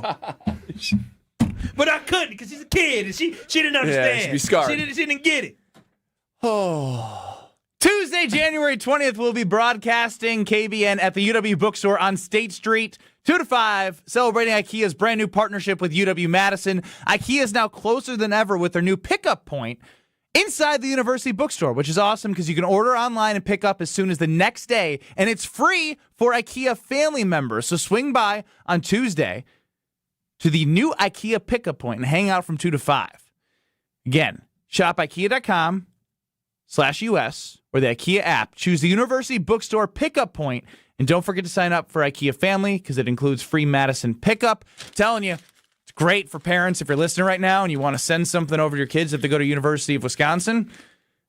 It's up to them to put it together. Or if you're an IKEA family member, you can use TaskRabbit. There's so many different things with IKEA, so make sure you go to the UW Bookstore, the new IKEA pickup point. Jason Wilde joins us next. Does he say You're Zaddy? listening to Kyle, Brust, and Nortman. We've called him Whitey Tighties. We've called him the Hall Monitor. He's Jesse Nelson. Like, he's just, I am Jesse Nelson. Kyle, you're Jesse Nelson. On ESPN Wisconsin and the ESPN Wisconsin app. Westbound 94 slowing down before 27th Street all the way past Mitchell Boulevard. The eastbound side's going to be slowing down from 84th Street to just past 68th. A little heavy on southbound 43 heading right through the Marquette interchange itself. Traffic is brought to you by Glenroy, now hiring. As the packaging industry rapidly grows, so does Glenroy. Apply today at glenroy.com/careers. That's GLENROY.com/careers. And checking the TMJ4 Storm Team forecast tonight, snow showers likely, breezy, some freezing rain possible, a low of 23. Tomorrow, mostly cloudy and windy, scattered snow showers, 1 to 2 inches total, a high of 36. Weather's brought to you by Wisconsin Indoor Golf Center in Waukesha. Another 2-man scramble tournament is underway. Play the Kapalua Plantation course for a shot at cash prizes. Must play by January 31st. Sign up now at wisconsinindorgolfcenter.com. From the WTMJ Traffic Center, I'm Debbie Lazaga on 94.5 ESPN. Truth Nation, mark your calendars for Friday, February 20th, as we will be hosting our second annual Truth Community Awards, hosted by the legendary Home Blow and Bailey Cope. Tickets are on sale now. Visit 1017truthawards.com to learn more. The Truth Community Awards are sponsored by Milwaukee College Prep, the Milwaukee Bucks, Gruber, Steinhoffel, Cousin Subs, and 3rd Street Market Hall. Come celebrate with us on Friday, February 20th at the Truth Community Awards from 5:30 p.m. to 8 p.m. Do not miss out on the best community awards event of the year. Brewers mini ticket plans for the 2026 season are available now with 6-game, 12-game, and build your own plan options. You can pick or build the best plan for your schedule, whether you're gearing up for tailgates under the sun, the thrill of the home runs, or the eruptions of walk-off wins. Brewers mini plans have you covered for the 2026 season with specially discounted ticket rates and more exclusive perks in each plan. Check out all the mini plan options available for 2026 now at brewers.com/ticket plans. Let's get the latest from Lambeau. This is your green and gold fix on 94.5 ESPN. Brought to you by Tri-City National Bank. Tri-City National Bank offers a full suite of personal and business banking products at more than 25 convenient locations. Open your account today at the community bank that's Milwaukee's best bank. Learn more at tcnb.com. As we continue to await official word on head coach Matt LaFleur's future in Green Bay, ESPN NFL Nation reporter Rob Domofsky joined Kyle, Brust, and Nortman and said he believes the team and LaFleur are getting closer and closer on a contract extension. I think they're headed toward Matt LaFleur being the Packers coach in 2026 and perhaps beyond. I just think there's some details that still need to be worked out, but it seems like it is trending toward LaFleur staying as coach. For continued coverage on all things LaFleur and the 2026 Packers, keep it locked right here on ESPN Wisconsin. This has been your Green and Gold Fix on 94.5 ESPN. Brought to you by Tri-City National Bank, your hometown bank. Concerned about fraud? Tri-City's got your back. Use debit card alerts. Help stop a card hack. You'll get notified when your card's being used so you can prevent your account from abuse. Tri-City National Bank, member FDIC.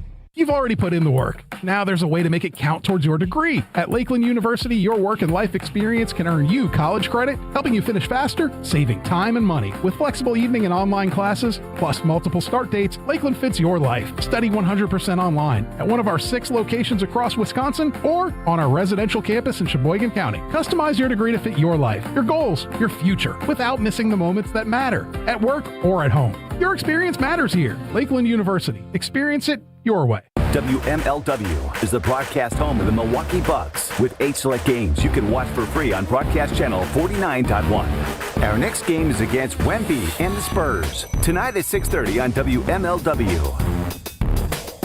You're listening to Kyle, Brust, and Nortman, KBN, on ESPN Wisconsin, ESPN Milwaukee on YouTube, and the ESPN Wisconsin app. He was not taken out of context. He said the whole thing. 3-time Wisconsin Sports Writer of the Year. I don't think that means much, though. Like, it very rarely happens. Holding everybody accountable. They need to be more mature. Jason Wilde is on Kyle, Brust, and Nortman. Joining us now on Kyle, Brust, and Nortman is Jason Wilde, host of Wilde and Tausch, 9 to noon across these very stations. Jason, what's going on? Not much. How are you guys? We're doing well. We were able to utilize some audio from Weekly Wilde, in which you and Strofe put together, which turned into a conversation, because really we're in a waiting game, right? Like, nobody knows what Ed Policy is thinking because we just don't know that much about him, so it's even hard to be guessing. So it became a conversation about Matt LaFleur and Brian Gutekunst. So I guess my question off the bat is, as they're talking about contracts at $12.65, do you think Goody and LaFleur will end up with something similar, since they've been tied together basically other than 1 year? Be weird to switch the structure and then say, Goody, you're in charge. Like, how do you see them together in this? Yeah, I don't know what Ed Policy is thinking. I don't, and obviously he can do whatever he wants. He's the president now. I am the captain now. But I find it confusing that someone would ascend to that role and then decide that one of the responsibilities that have been under his purview under the previous president, he's going to give that up and let Goody be in charge of the head coach. I would also say that if that's a structural change you want to make, I feel like you have to make that when you make a change in terms of who the coach is, right? Like, if they were to have a if this disagreement over money, or however it's being described, continues and eventually they wind up parting ways, which again I don't think will be the end game, but I don't know that for certain. Then if you want to change the structure and have the coach be chosen by and report to the general manager, the way it was with Ted and the way it was with Ron, Ted Thompson, Ron Wolf, then great. But I know this, I would not be overly comfortable if I was on the same line of the organizational flow chart with a guy, and then you suddenly decide he's going to be my boss, even though he's had his inconsistencies with his work, just like I have with mine. So I'm very curious to see how this plays out, but I'm more anxious for it just to be over with so I can start writing some of the other stories coming into the off season. Jason, earlier this week, I made the argument that if I put myself in Matt LaFleur's shoes, it's sort of a weird way to start that one. I actually probably want to leave Green Bay. There's a number of reasons why. I don't want to bore you too much with them, but basically I think I'd be appreciated elsewhere. I'd be a top candidate. I'd probably get more money, more patience, because I think even if he gets an extension, he'll still be under the microscope when it comes to how are you performing, postseason success, all the things. Do you suspect there's any part of Matt LaFleur that is curious or tickled by the idea of going elsewhere? Tickled? Tickled. An inkling, little inkling to check it out. Curious, peeking around the corner. Not saying that he is, but if it were me, I would be. Yeah. So here's what I'm going to ask you to do, though. Check back in with me 6-7 years from now. 6-7. When your kids have found a home in the area, they love it there, they've got their friends. I think any level of, maybe I could go somewhere where the organization would appreciate me more and the general manager would include me more in conversations, and I could make more money. I wonder if that is tempered by, I got 2 sons that are, I think, middle school age, who love it here. And they don't want to leave their friends, and that does come with the job, obviously, in the NFL. But at the same time, he's not in a position where he would have to leave, right? Like if they, and I have not talked about this flippantly by any means. Strofe knows that, but like, you know, I have a great relationship with Adam Stenavich. That doesn't stop me from criticizing him when need be. He's not the play caller, so I don't think he gets a lot of criticism. But, you know, Sydney and his daughter have played basketball against each other for years. One of my favorite photos is of Sydney on a switch in about 3rd grade, having to cover her, and she's like a 3rd grader who's like 5'10", and Sydney's about 4'4" in the photo. And so I really think very highly of Steno. I've also said that I think they could use an influx of new ideas. If he loses his job, he's got 4 daughters, right, or 4 kids, and he would have to move. And I don't see him, unless it's for a better job, like when he interviewed for a head coaching job or when he interviewed for an offensive coordinator that would have actually gotten to call the plays. That's different, right? But if him or Luke Butkus, whose kids go to the same school as our kids, like if you get fired, that's one thing. If you leave by your own volition, which is what Matt LaFleur will be doing now, right? We agree. Both sides have decided they want him back, but they have decided probably at a specific price at which, and now they're negotiating. But if he leaves by choice, I have no doubt he'll get another head coaching job. He'd be a top candidate immediately in Atlanta and Tennessee. Now that Harbaugh's off the market, would move heaven and earth to get him. I'm sure of that. But is that what he wants? And is that what's he views as best for his family? I mean, there's a lot of factors that go into this more than just, I can make this much more money if I go and get this job, or I'll feel this much more appreciated by the team I work for if I go take this job. Jason, I don't know if you heard the comments from Sean McVay or not, but what do you make of these comments that Sean McVay made? I did not. These are some comments Sean McVay made yesterday when asked about, is Matt LaFleur helping him game plan? Matt LaFleur, obviously big in Green Bay, and Mike being on your staff, yeah. Close with Matt, he's played Ben Johnson 3 times this year. Yeah. That? What'd you guess? No, you know what? We watch the tape, we do our work, and Matt is a very close friend of mine. What do you make of that, Jason? You think Matt's giving him some tips and some helping his brother out and his old mentor out? Why would McVay listen? Where was that interview conducted? In like an airplane hangar? Who knows? Big time. Who knows how far that woman was back asking that question? Yeah, I'm sure he has, right? I mean, but they only saw Seattle in the preseason. Oh wait, they don't have Seattle. No, they played Chicago. They've got Chicago. Yeah, Ben Johnson got a little bit spicy against the Packers and talking about his boy and his brother. Yeah. Oh wait, what? Mike LaFleur is the offensive coordinator, and Ben Johnson. I know that. And Ben Johnson clearly does not like Matt LaFleur, and so asking that question, I think maybe there's a little something to it. Oh, there's definitely something to it, and you can tell by his answer, right? And I'm sure he was smiling as he delivered the last part of that answer.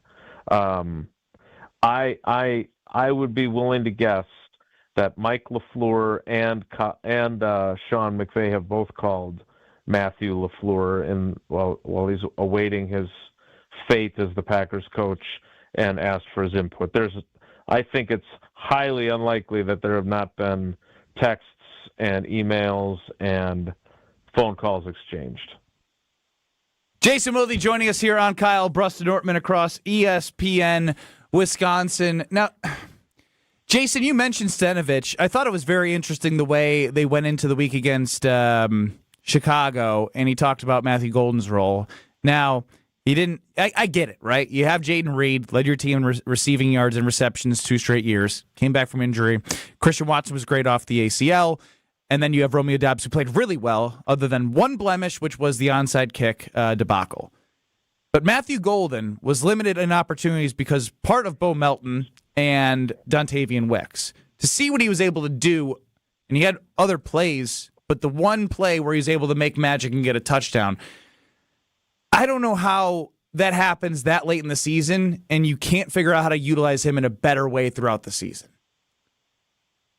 Yeah, he wasn't limited in his opportunities because of Bo Melton and Dontavian Wicks. Matthew Golden was limited in his opportunities because of Matthew Golden. Like, I brought this up to you guys before, and I just can't buy it. Okay, well, I don't know what to tell you, Ben. Like, when the quarterback who doesn't criticize anybody delivers a compliment that is hidden in criticism, like a Twinkie. When he says his route running has become so much more precise and he's done such a good job of improving upon that, that means he wasn't running his routes crisply or accurately or precisely previously.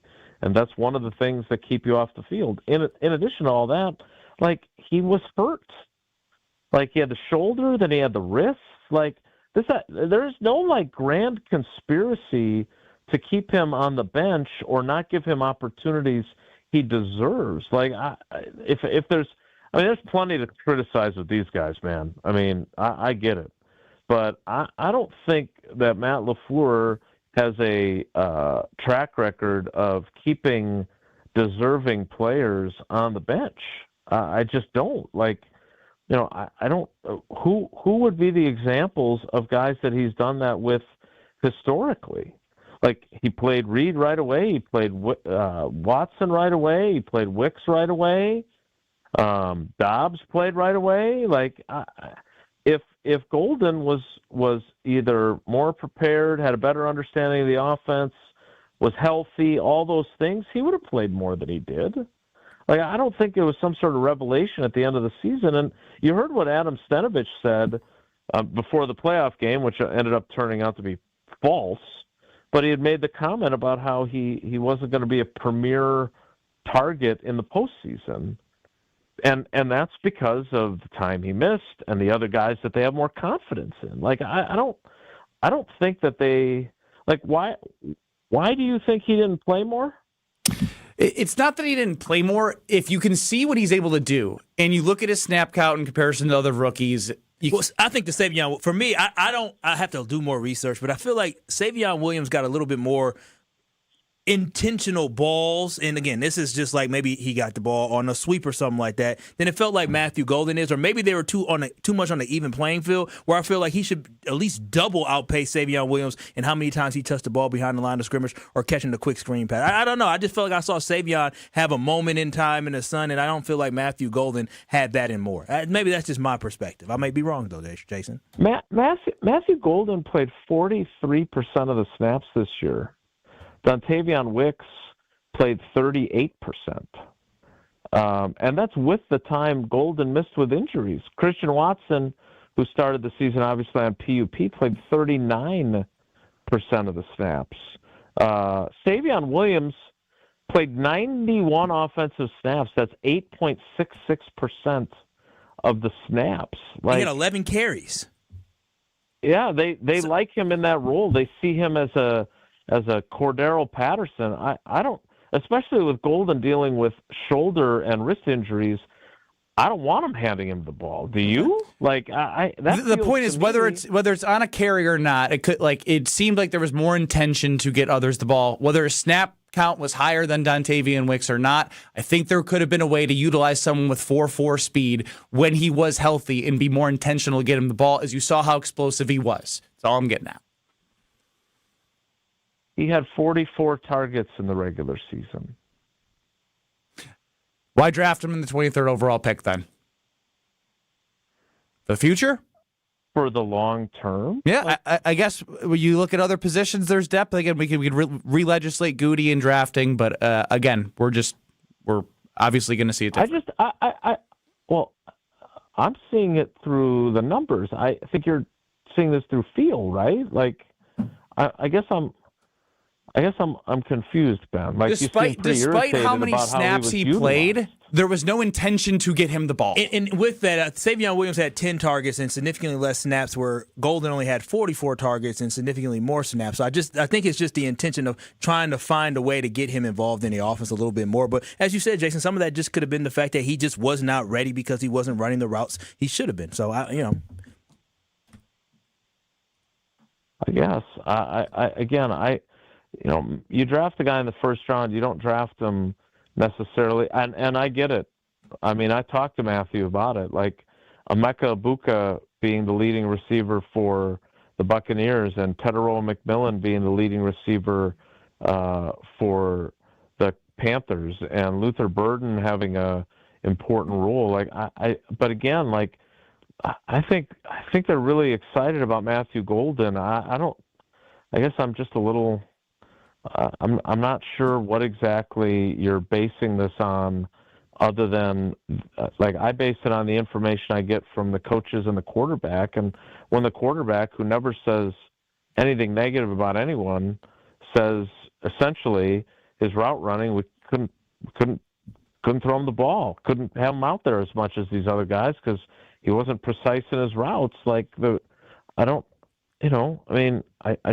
Maybe we're palm right now, Jason. Maybe it's just we're prisoners of the moment from the one pass that he caught by the line of scrimmage, and he just balled out. Maybe that's the problem. He had two explosive plays in the playoff game, and that's awesome. So just so I'm understanding the show's position though is that the 36-yarder wasn't a line. No, I said one of them was. Yeah, one of them was. So the show's position is he finally makes some plays, and it's not, hey, this is great.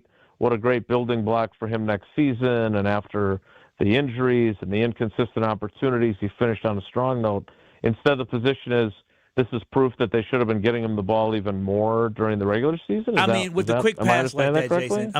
Listen, I don't know. Again, I ain't never played in the NFL. But again, your information is from the coaches, and I get that, and Jordan Love. But when Xavier Worthy was drafted as a first-round pick, they got him the ball with blockers in front. I disagree with the way they utilized Matthew Golden when healthy. Even the way he was targeted could have been targeted differently to maybe utilize him a different way. Now, that's maybe not the way that Matt LaFleur and Jordan Love wanted to run the offense, so I guess I just disagree with the way they used him and what their scheme was with Matthew Golden, and maybe he didn't fit this year and he will be better next year. And that's it. It's okay to have different feelings and use different information differently.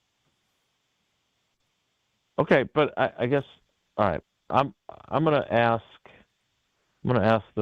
see if the Packers video department can send me his 44 targets. Because now I'm super curious, because I don't have time to go through all the games and clip out all 44 targets he had during the regular season myself. But I'm super curious now to see how he was targeted and how he was utilized. Because, again, despite he missed a bunch of time in the middle of the season with his various injuries, and he was still on the field for 43% of the snaps. There were times where I thought he showed really great separation, And then there were times when I'd watch back the game, and he clearly wasn't open. He had some great moments. I think there was one in Denver. I think there were some in Cincinnati. I look at young players, and I think that's exactly what young players are like. Sometimes they have an impact, and other times they're non-factors. And I look at Davante Adams, who first round, second round. Davante Adams was at the top of the second round. That was a significant investment. That was how Ted built their wide receiver group, was with various second-round picks, and so many of them were so good. And his rookie year, there were times when he was a total non-factor, and then there were about 3 games where he was extremely vital to what they did. And, Matthew and I talked about him when he was frustrated, and we talked about Davante's journey, and I think he had some great moments against the Bears that are going to be really good building blocks for him moving forward. And let's not forget, they ain't re-signing Romeo Doubs. Mm-hmm. So a prominent role in this offense will become available. And you don't think they're going to give him every opportunity to get that? I just fundamentally disagree with your premise that he was so underutilized. I understand that, Jason. You've made that very clear. I don't know what we need to talk about. I just don't understand what you're basing that on other than feel, though, Ben. I literally mentioned, and again, I don't need to re-legislate it. We're having the same conversation. We're going in circles, so I'm more than happy to continue to move on, and I'm trying to get us to the ESPN Wisconsin hour out in time. There we have it. Okay.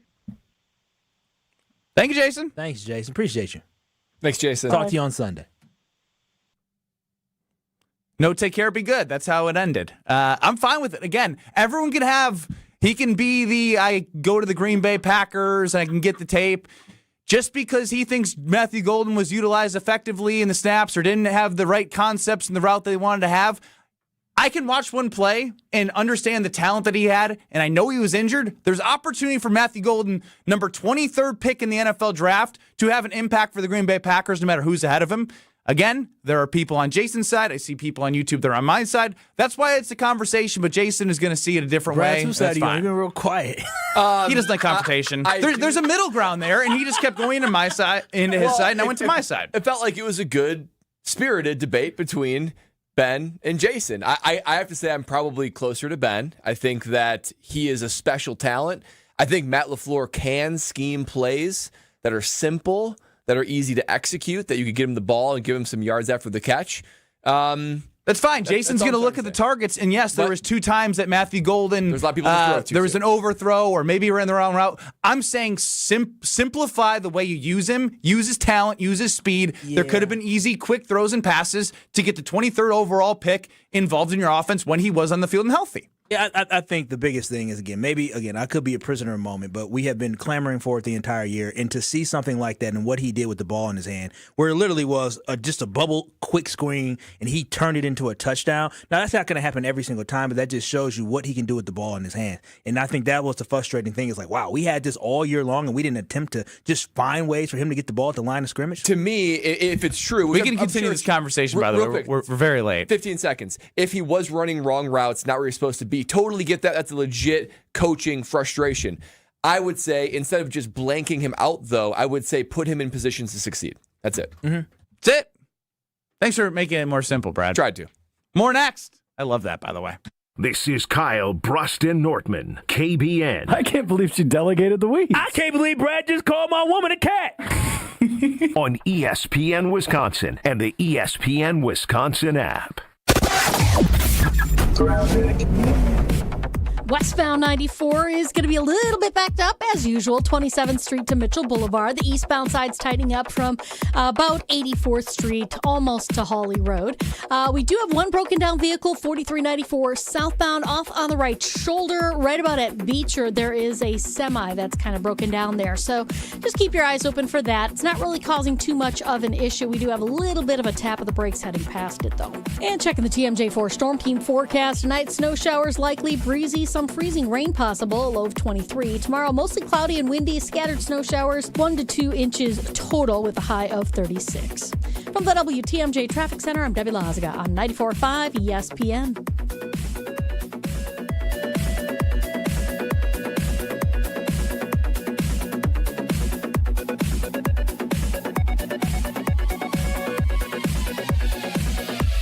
Monica, we've got to hand it to you. You and the design team have outdone yourselves. Are you talking about the One collection? Those rings say you are the one. And they say it symbolically. Describe the symbols. Every ring in the One collection should be presented with a special ritual. What would that ritual be? You pick up her left hand and you place a kiss on her ring finger. Rick, you never told me about that part. Then you show her the tiny red diamond, flush mounted inside the ring, that will forever be in contact with her finger. Why is it red? Because that's when the giver says to the one, wherever you go, my heart goes with you. I give you this kiss. I give you my heart. The red diamond is a secret symbol of that sacred moment. The center diamond on the outside of the ring is for the whole world to see. But the tiny red created diamond inside the ring is only for the two of them. The One collection of engagement rings is available exclusively at Kessler's. To find the Kessler's nearest you, visit KesslersDiamonds.com. Good Karma Brands is proud to be an equal opportunity employer, providing equal employment, development, and advancement opportunities to all teammates and applicants. To learn more about careers with us, please send an email to talentacquisition@goodkarmabrands.com. That's talentacquisition@goodkarmabrands.com.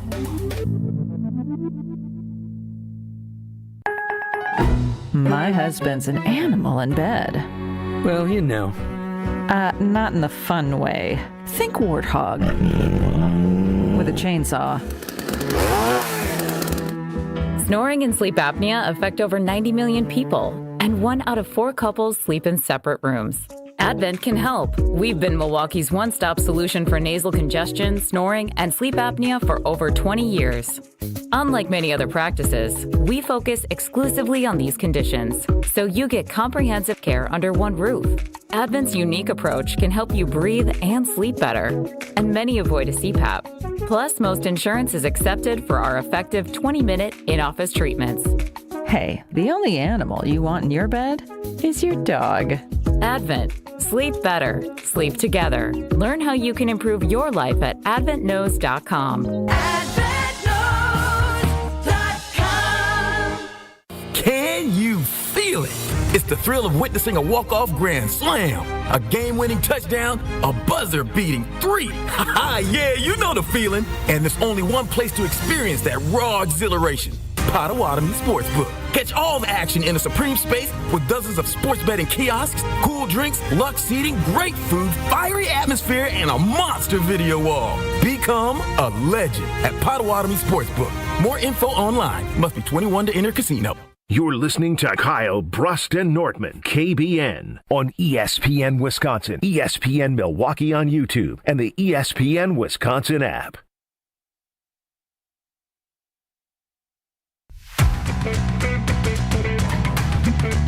Did the Packers misuse Matthew Golden? Take care, be good. Oh, that's right. That's my line. Why'd you play that? We got to get it. Get one? We have to make sure that we get the take care, be good? Yeah, it's like a movie ending without the credits. Like it's. Take care, be good. Oh, that's right. That's my line. Was that AI? No, that's real. That's from this morning's Weekly Wilde, actually. Did the Packers misuse Matthew Golden? I say yes. Jason Wilde says no. 800-990-3776. Dare I go against Matt LaFleur and the way that they used him? It's okay. You can have an opinion. You can use Jordan Love's quotes and Matt LaFleur, or you can see what Matthew Golden was able to put on the field when on the field. And you could say he ran some wrong routes sometimes. You could say that they didn't go to him when he did run the right route, had the great separation. You could say that Jordan Love overthrew him at times early in the season on the couple deep balls. That would have been scores. I just think there was too much talent and too much speed out of that player that this coaching staff could have been more intentional to use him in spots where it didn't have to be in the same way they have to run every play in their scheme. Xavier Worthy with the Chiefs, who isn't that good anymore, but what they drafted him for was speed. He ran 4.29 or whatever it was. You know what they do? They would throw it out wide to Xavier Worthy, and the Chiefs, wide receivers, tight ends, would swing out and block for him. And you know what he'd do? He'd gain 10, 11 yards simply on a screen.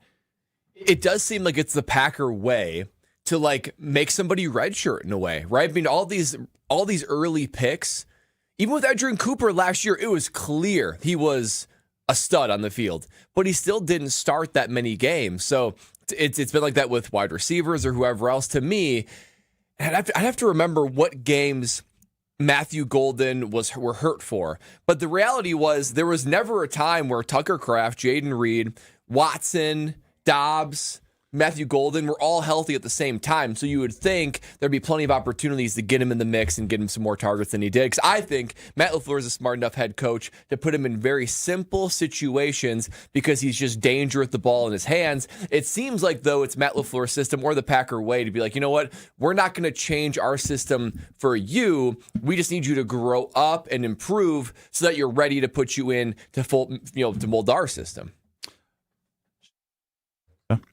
Yeah. We'll go to Jason in Tosa. You're up on the Carbus Talking text line 800-990-3776. You're with KBN.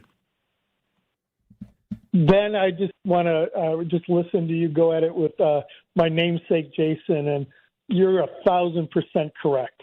That was an embarrassment to see Matthew Golden be the most dynamic wide receiver. I mean, Christian Watson's explosive, but he doesn't break tackles. That's He's very just true. speedy. Good point.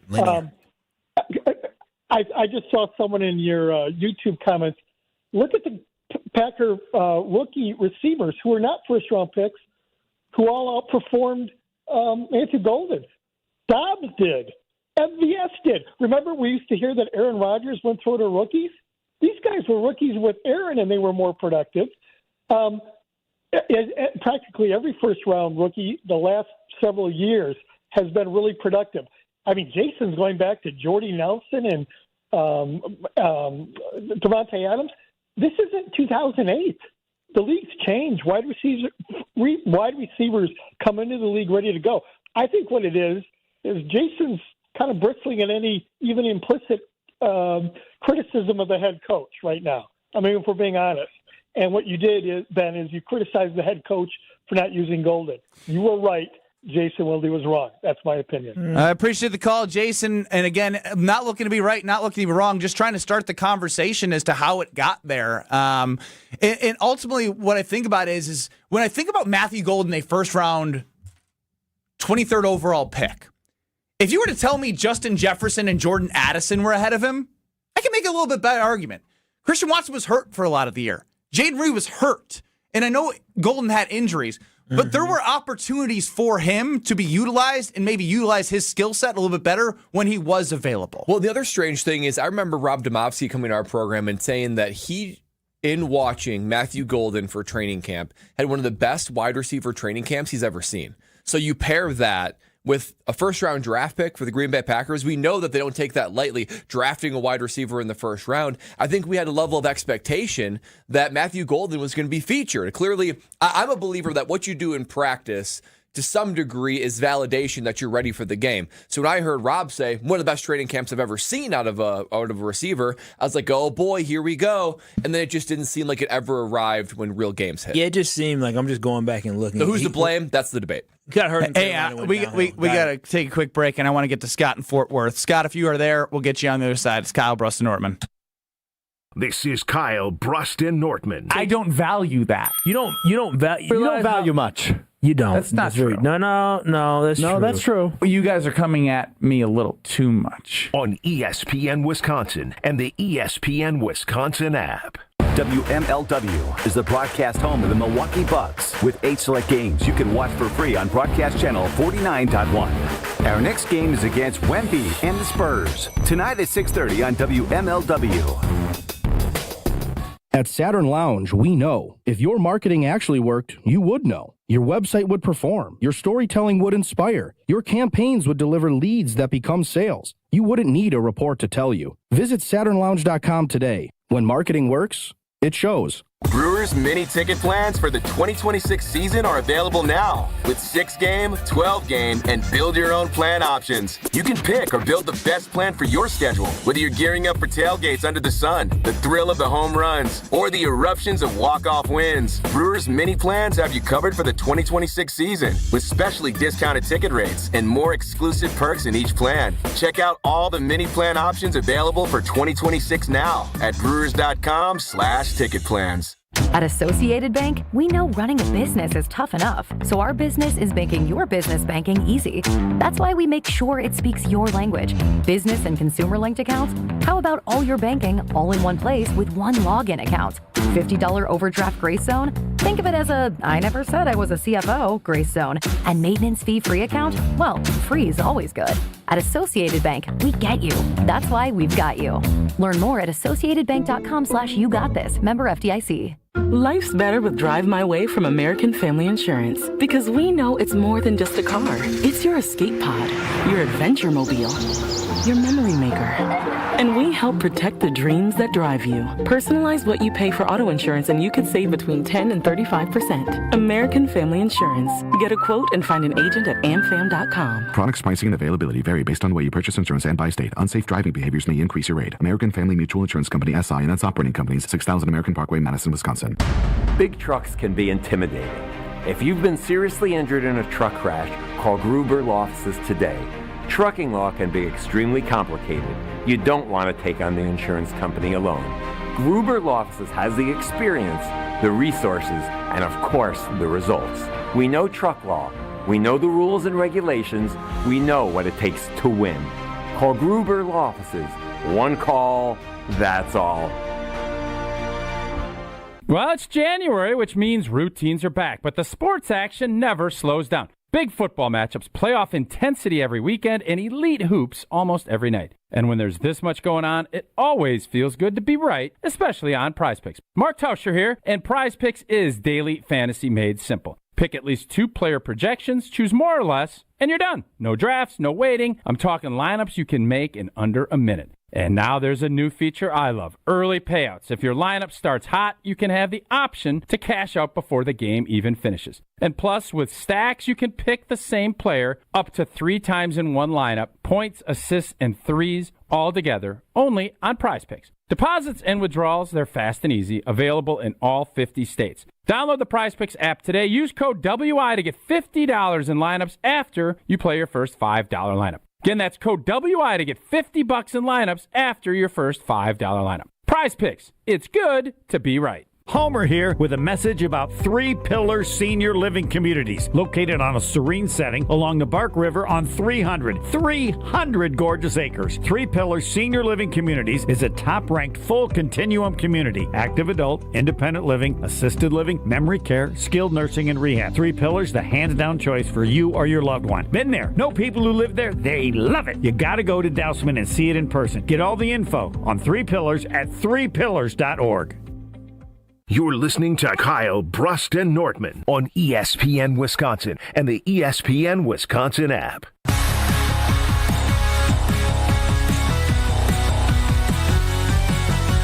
Head on over to IKEA next Tuesday. Kyle, Brust, and Nortman will be broadcasting there as it is a new pickup point, University Bookstore in Madison for IKEA.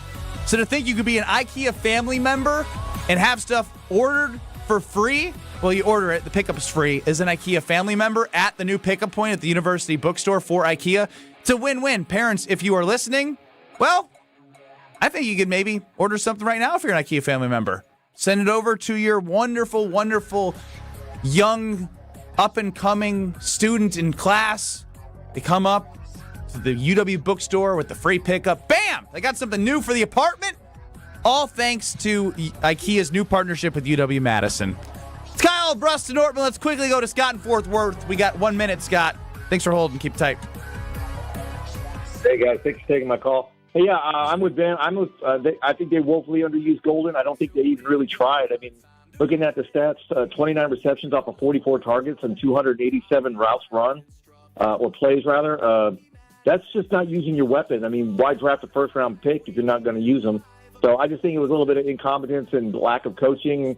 I mean, he's not going to learn if you don't throw him the damn ball. So, again, just more bungling by Matt LaFleur, who I really hope doesn't get an extension, but I'm not really sure where else to go if they don't sign him because I wanted John Harbaugh. Thanks for the show, guys. Appreciate you.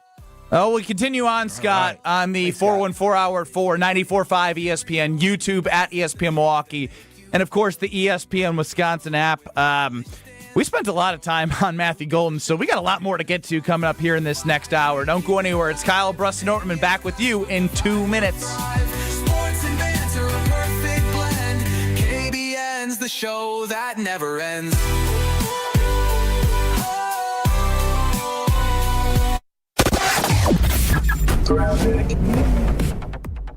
All right, we got a couple of issues going on. First of all, on 894 eastbound, right about at 76th Street, we have the right shoulder blocked with a crash.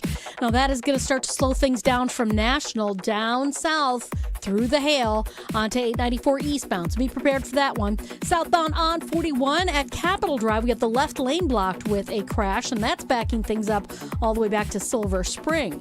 Traffic is brought to you by the Milwaukee Bucks. Buy one, get one free ticket to an upcoming Bucks home game, courtesy of ESPN Milwaukee. Today only. Go to bucks.com/ESPN. That's bucks.com/ESPN. And check out the TMJ4 Storm King forecast. Tonight, snow showers likely, breezy, some freezing, rain possible, a low of 23. Tomorrow, mostly cloudy, windy, scattered snow showers, 1 to 2 inches total, a high of 36. From the WTMJ Traffic Center, I'm Debbie Lazaga on 94.5 ESPN. Can you feel it? It's the thrill of witnessing a walk-off grand slam, a game-winning touchdown, a buzzer-beating 3. Yeah, you know the feeling. And there's only one place to experience that raw exhilaration. Potawatomi Sportsbook. Catch all the action in a supreme space with dozens of sports betting kiosks, cool drinks, luxe seating, great food, fiery atmosphere, and a monster video wall. Become a legend at Potawatomi Sportsbook. More info online. Must be 21 to enter casino. Buying a new roof might not be the most exciting thing you'll do this year, but for us at Big Fish Contracting, being chosen to do that roof for you not only provides income for multiple families in southeastern Wisconsin, but has a global reach and impact around the world. To us, it's more than just a roof. We've been earning trust for over 2 decades, roofing, siding, windows, and more. Go to bigfishcontracting.com to learn how Big Fish is renovating homes and redeeming an industry.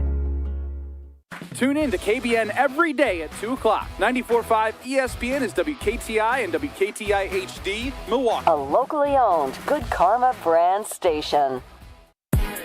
Broadcasting live from the Gruber Law Office's One Call That's All studio at the Avenue in downtown Milwaukee. This is Kyle, Brust, and Nortman, KBN on 94.5 ESPN. The ESPN Wisconsin app, and streaming live at ESPN Milwaukee on YouTube. The 414 Hour on KBN is brought to you by Siding Unlimited. Siding Unlimited is Wisconsin's leader in Pella window installation. Looking for new windows, siding, roof, and doors? Visit them at sidingunlimited.com. It's the 414 Hour at 4 on KBN. He's Kyle Wallace. I'm Ben Brust alongside Bradley Nortman. Alex Strofe is running the show. You, KBN Nation, as always, at 800-990-3776. Liz is more. Get us on YouTube at ESPN Milwaukee and at ESPN Madison. And, of course, the ESPN Wisconsin app. If you missed any of our show, go back and listen. Spirited debate. Ended a little awkwardly, I'll be honest, with Jason Wilde. Oh, did it? Can we address the elephant in the room then? You can do whatever you want. Ooh, that was awkward. That was so awkward. I said in Strofe ear, I said, uh-oh. Well, Ben cut him off at the legs. I mean, it was awkward to begin with, but then Ben's like, hey, I got to get to break. Stop. And he keeps using the damn word re-legislate. What's the counter on re-legislate in that segment? Revisit. We already talked about it. Say anything else. Re-legislate. You're not a senator. You're not a senator. No, but if we're being honest, we were going in circles. So I called it out that we weren't getting anywhere. So it was like, it's time to move on. I wasn't like Jason. No, here's what happened. So the expert Alex Strofe, the producer, is chiming in now.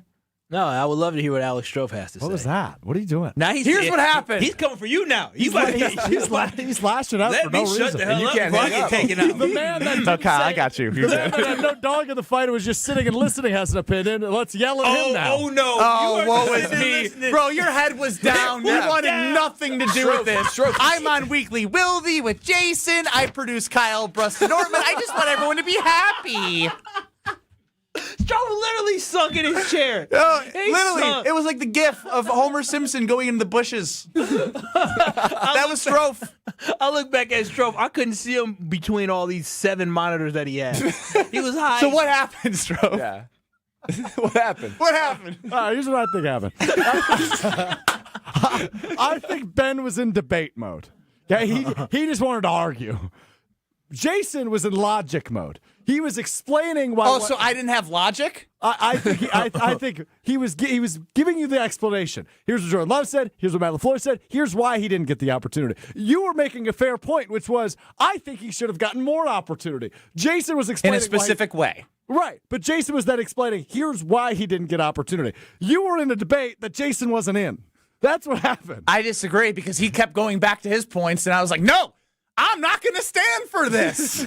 And then you said, well, you're making me late. And so he said, okay, fine, click. I'm fine with that. But then we didn't get the patented exit, which is take care Oh, of the no, dog. we're not going to be able to survive. I'm not going to sleep tonight. Everybody knew something was up because take care, be good wasn't said. And that was your fault. Cannot wait. Okay, I'll take ownership over that. I can't wait until the film is watched on the 44 targets. I can't wait. That's going to be thrilling. Yeah, it's going to be very interesting. But I will say that they were trying to, which is interesting, they were trying to give him the ball early with rushes and jet sweeps and things like that. And it seems like it dropped off, and then he got hurt in the Carolina game, and it never came back. I don't think he had a carry after that game, to be honest. I can go to my stats here.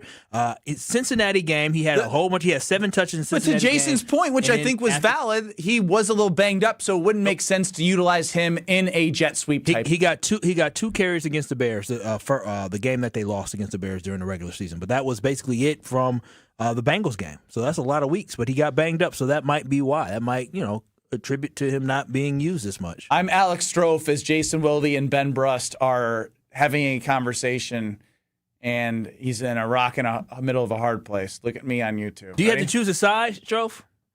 He does, actually. Good call, Kyle. Why you have to choose a side. Are you choosing? choosing Jason Wilde or are you choosing me? He was begging to go to your wedding. Now he can't choose a side. That's quick. That's Switch up. crazy, man. Loyalties aren't there. If Jason and Paula were not married yet, I would beg to go to their wedding too, frankly. Would you get the invite? Strofe just sinking and sinking. Look at Ben right now. He's below the microphone. Are they still debating? Do you think you? What's your opinion on Matthew Golden, Strofe? Yeah, what's your opinion? I agree with Ben. Well, where were you at? Yeah, where were you at in the interview? I was told not to speak during interviews. Oh, were you? Oh, here we go. When have I ever Tausch called me out. That's a difference. Tausch said Strofe's being annoying to You me. have more excuses for this than Kyle does for Matt LaFleur. That's so good. Oh, now here it is. Now There I am. I told you were safe, but you're not. Do you want me to agree with you or not? No, I actually don't care if you do or don't. I'm uncomfortable. Strofe was playing the guitar. Yeah. Strofe during the 2-minute break or after Jason joined us was playing the guitar to soothe himself. You're such a Gen Z. His coping mechanism is music, just Singing the KBN loudly. song. I was singing the KBN song. Yeah, like KVN, the show that never ends. Make him stop. Guys, it takes to keep it real. Ben's got the takes to make you feel. Oh, that's for sure. That's a blow at the polished stance. Strofe's the glue who gives the show its dance. All right. Brad, you didn't get a chance to share this, but can you play the sound key where I say a word too many times and we get sick of hearing it, like re-legislate? What does Kyle say all the time? Take the next step. Yeah. Banned in 2026. Banned, retired. I refuse to use it. I refuse to let you use it, Kyle, Ben, or Strofe. No longer are we going to use the term take the next step with this Green Bay Packer team. It's over. We are retiring that. We're putting that to death. You know what we're going to use instead?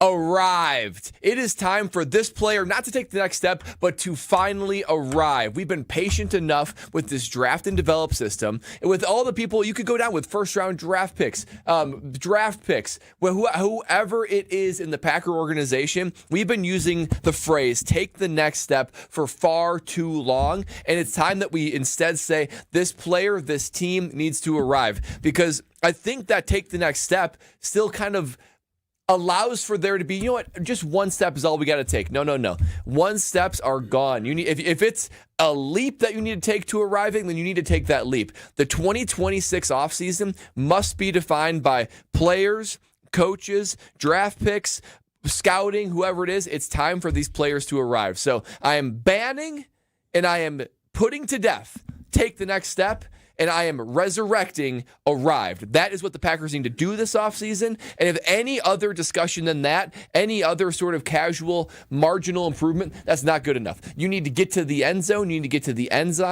line, and you need to arrive this offseason. I ain't mad at Patience is that. gone. I ain't mad at that. I definitely think this is a team of guys that should definitely appear, definitely arrive in this season. We have been talking about the next He likes step. it. He even used it in the sentence. No, but no, I'm right there because I am not. You did not hear me at all talk about, this is one of the youngest teams in the NFL. I don't care about that because these guys are experienced. And now you're talking about a point where we're talking about a Christian Watson going in year 5 next year. You got Christian Watson going into year 5. Jordan Love going to be starter for year number 4. Tucker Kraft going into year number 4. Josh Jacobs, 3rd year on your team. Xavier McKinney, 3rd year on your team. You're talking about a whole bunch of guys that are really going into their power year as players. So I'm right there with you, Brad. They don't need to take the next step. They need to start establishing themselves. They have arrived. That's exactly what I expect, even from a young man like Matthew Golden that had his real coming out party against the Chicago Bears in the playoff game where he made something out of nothing. And so I'm right there with you, Brad. It's time for these guys to arrive. And the Packers have this system where they have a lot of patience, right? I mean, it's even kind of going in with this Matthew Golden thing. There's almost an expectation. How about pick a different player?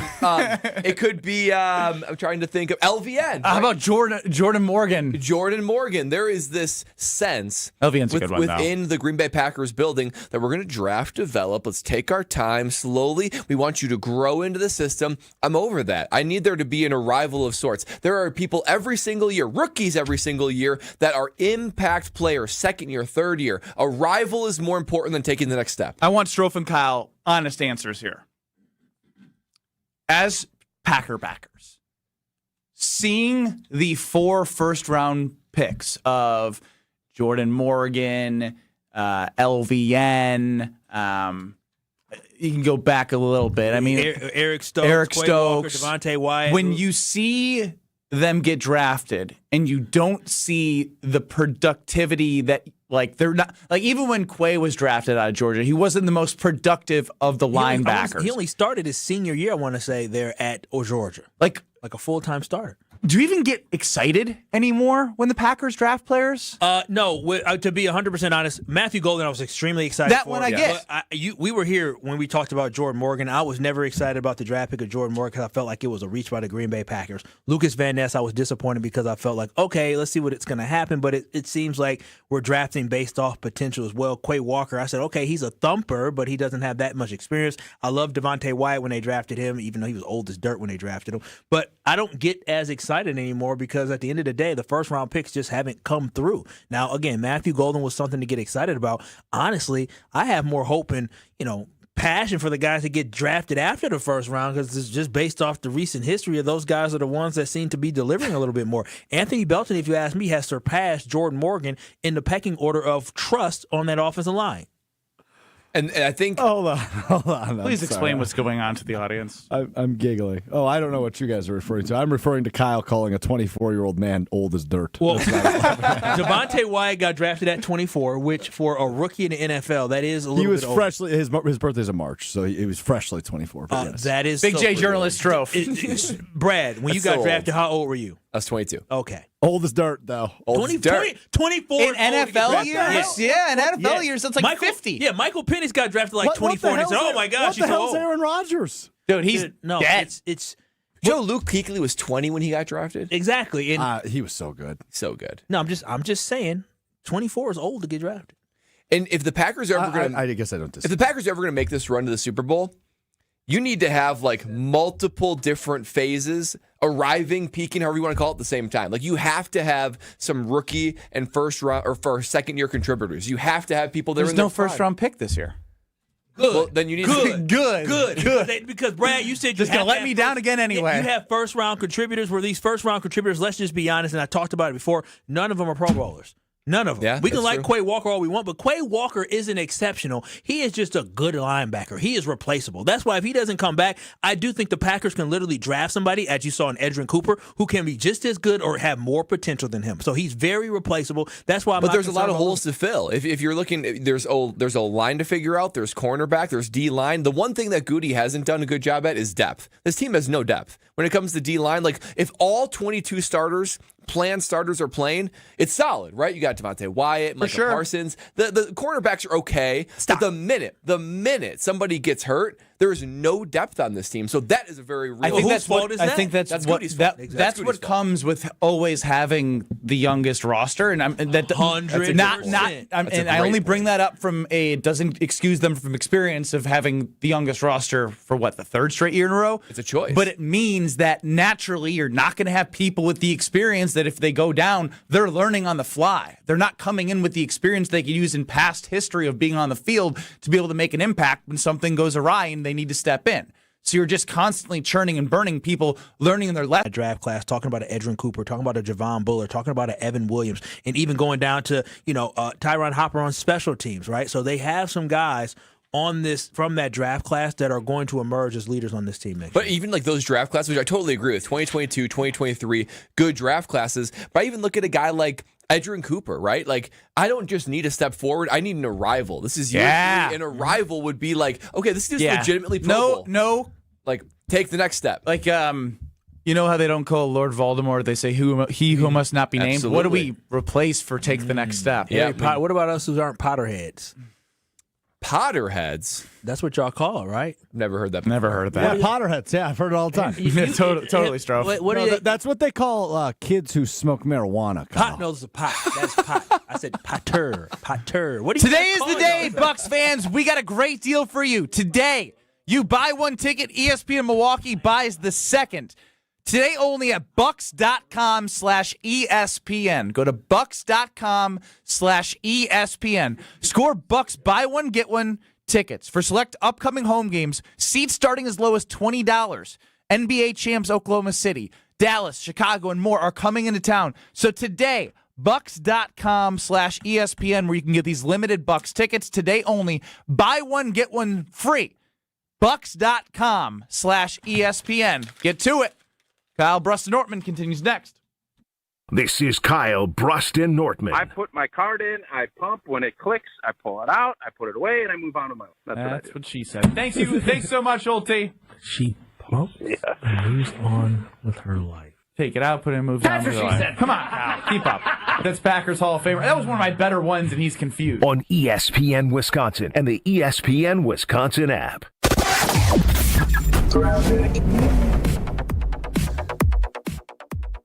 We've got a crash, 894 westbound, just west of 27th Street, or right at 27th Street. Looks like it's a couple of cars off the right side. Squad is with it. Then we've also got eastbound 894 at 76th Street on the right shoulder. Another crash there. Westbound 94 slowing down just before 27th to Mitchell Boulevard, and eastbound is backed up from 84th Street almost to Hawley Road. Southbound 43, a heavy ride from just north of Locust all the way down through the Marquette. And checking the TMJ4 Storm Team forecast tonight, snow showers likely, breezy, some freezing rain possible, a low of 23. Tomorrow, mostly cloudy and windy, scattered snow showers, 1 to 2 inches total, a high of 36. From the WTMJ Traffic Center, I'm Debbie Lazaga on 94.5 ESPN.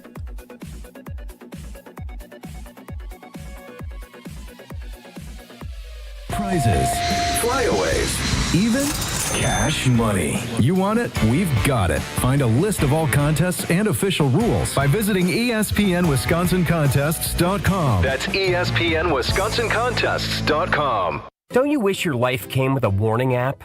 That dog does not want to be petted. Well, life doesn't always give you time to change the outcome, but prediabetes does. Take the 1-minute test today at doihaveprediabetes.org. Brought to you by the Ad Council and its Prediabetes Awareness Partners. 4 years. That's enough time to earn a college degree, to serve a full term as a president, to train for something big and become someone new. You bet, and get 0% interest for 4 years at Pella Windows and Doors of Wisconsin, so you can invest in your home and in life's biggest moments. With exclusive features and customizations, Pella offers the highest quality products at a price you can afford. Aim high when setting your New Year's resolution and imagine what you can do in 4 years when you finance your home project with Pella. Visit PellaWI.com today. Wisconsin Indoor Golf Center is teeing off the new year with another can't-miss tournament and 1,000 in cash prizes up for grabs. Hey, ESPN Milwaukee, this is Gary Ellison, inviting you to a two-man scramble at the legendary Kapalua Plantation Course, all played on Wisconsin Indoor Golf Center state-of-the-art simulators. Sign up now at wisconsinindoorgolfcenter.com. It's just $120 per team, and you must get your round in by January 31st. Your chance to take on Kapalua Plantation Course starts today. St. Anne's Center for Intergenerational Care switched from a previous vendor to business technology from James Imaging Systems. Why? CFO Sally Parente. The service, the value, and the ease with which we can just keep using their service and not having any big headaches. It's not just all about the money. We're getting value here as well. Robert Prang, CIO with Tri-City National Bank, likes the fact that James Imaging is local. So being able to work with a local company like James that has that flexibility with their staff and being able to deliver for us has given us the ability to make the right decisions for our organization. And Junior Achievement of Wisconsin VP of Enterprise Services, Lori Salzman, had this advice for others. If anybody is looking for a good partner that is there to help find solutions, call James Imaging. James Imaging Systems, your local business technology partner. Visit jamesimaging.com. Watch the Bucks for free with select games on broadcast TV all season long. WMLW is the broadcast home of the Milwaukee Bucks. With 8 select games you can watch for free on broadcast channel 49.1. Check out the full schedule at WMLW.com. Our next game is against Wemby and the Spurs. Tonight at 6:30 on WMLW. This is Kyle, Brust, and Nortman, KBN, on ESPN Wisconsin, ESPN Milwaukee on YouTube, and the ESPN Wisconsin app.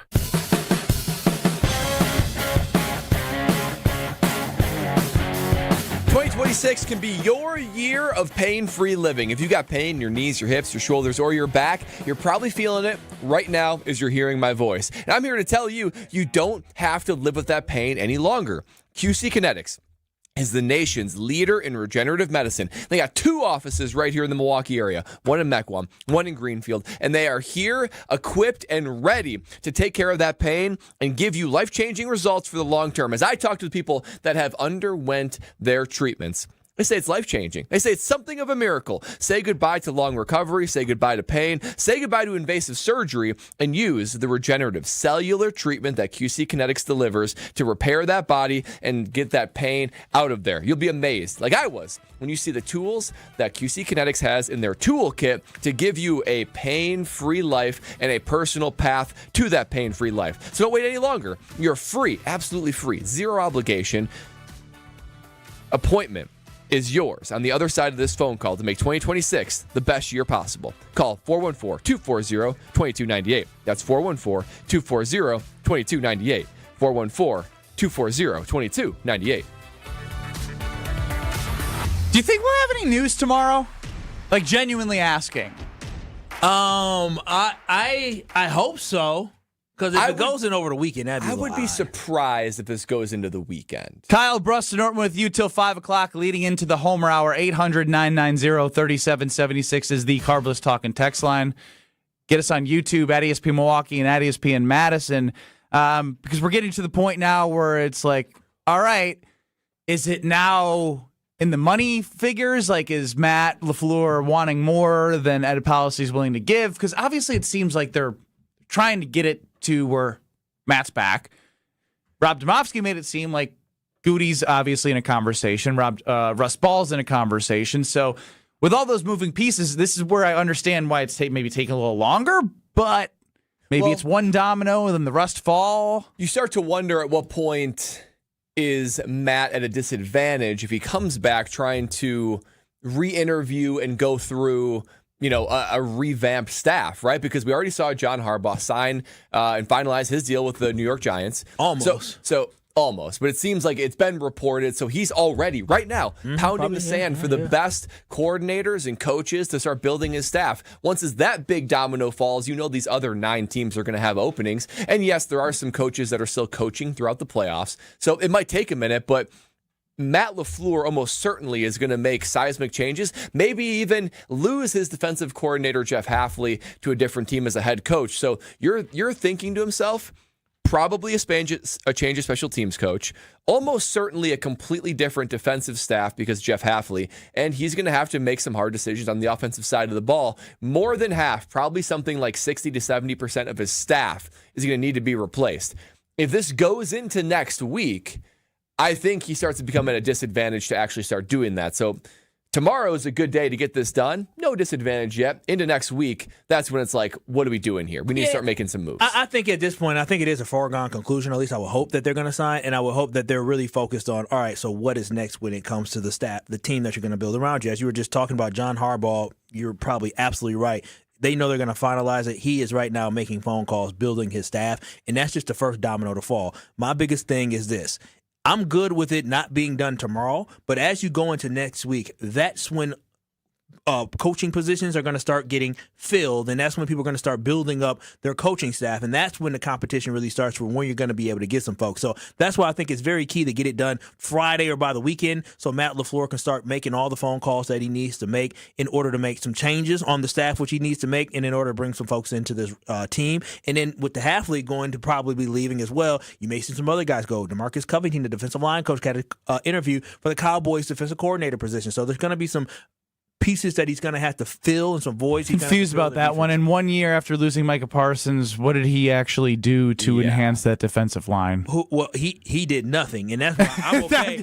I'm okay with you get what I'm getting at? I'm like, what, okay 1 year? He has experience as a defensive coordinator in New England last year, and so listen, y'all can take him because I didn't see any next steps, and now we're talking. No one arrived. Yeah, nobody arrived. I would say Rashawn Gary might have regressed this year. He went back to his destination. And so again, when I look at it, there's going to be some retooling on that staff, and I believe that this now is the time. Friday's the time, so you have the first pick of the litter to be able to figure out who you want to bring onto your staff. We've talked about it.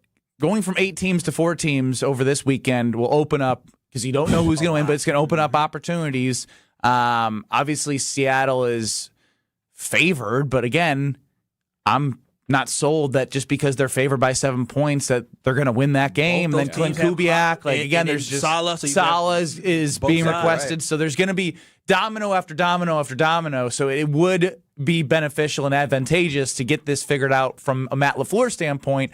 So even if Jeff Hafley is interviewing and doesn't get a job, Matt LaFleur probably is doing it now, but it's probably a little easier to focus on filling a staff without worrying what your own future or what you're trying to get from a money standpoint, because he's a human being. He's going to be more interested in figuring out what the agent's conversation is with the front office than thinking about the back end of the staff that he's got to figure out. Because it's a pecking order. It's human nature. What is my job security? Mm-hmm. And after you have that, then you work out the other pieces. I'm just curious what's taking so long. I mean, for real, like if the Packers want Matt LaFleur and LaFleur wants to be a Packer, you would think, I know that there's contract length, there's bonuses and things like that. It's what is Ed Policy willing to extend him to, and if it doesn't work out next year, how much money is he willing to pay Matt LaFleur from the emergency fund that the Packers have? But even like that level of, I think you're right. I think that he wants Matt LaFleur, but would like sort of an exit strategy so it doesn't feel so painful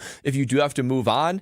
But even that in itself, I guess it's the only option, but it's a not necessarily the vote of confidence that you're looking for going into an arrival year in 2026. Let's talk about it then. Let's talk about the fact of being honest. Okay, Brad, you played on a lot of teams, and only one team wins the Super Bowl, and very few teams get to play deep into the postseason, which you did on 2. how quickly do these exit interviews happen when it comes to players? You lose Saturday, Sunday. The next day. So Monday, Tuesday? So all my seasons always ended on a Sunday. Mm-hmm. By Monday at 2 p.m., all players done, gone, lockers cleaned out, tickets to Cancun on Monday night. Okay, so Tuesday. Does everyone actually go to Cancun? No. I think you go. The way these guys spend money, you could go to Fiji.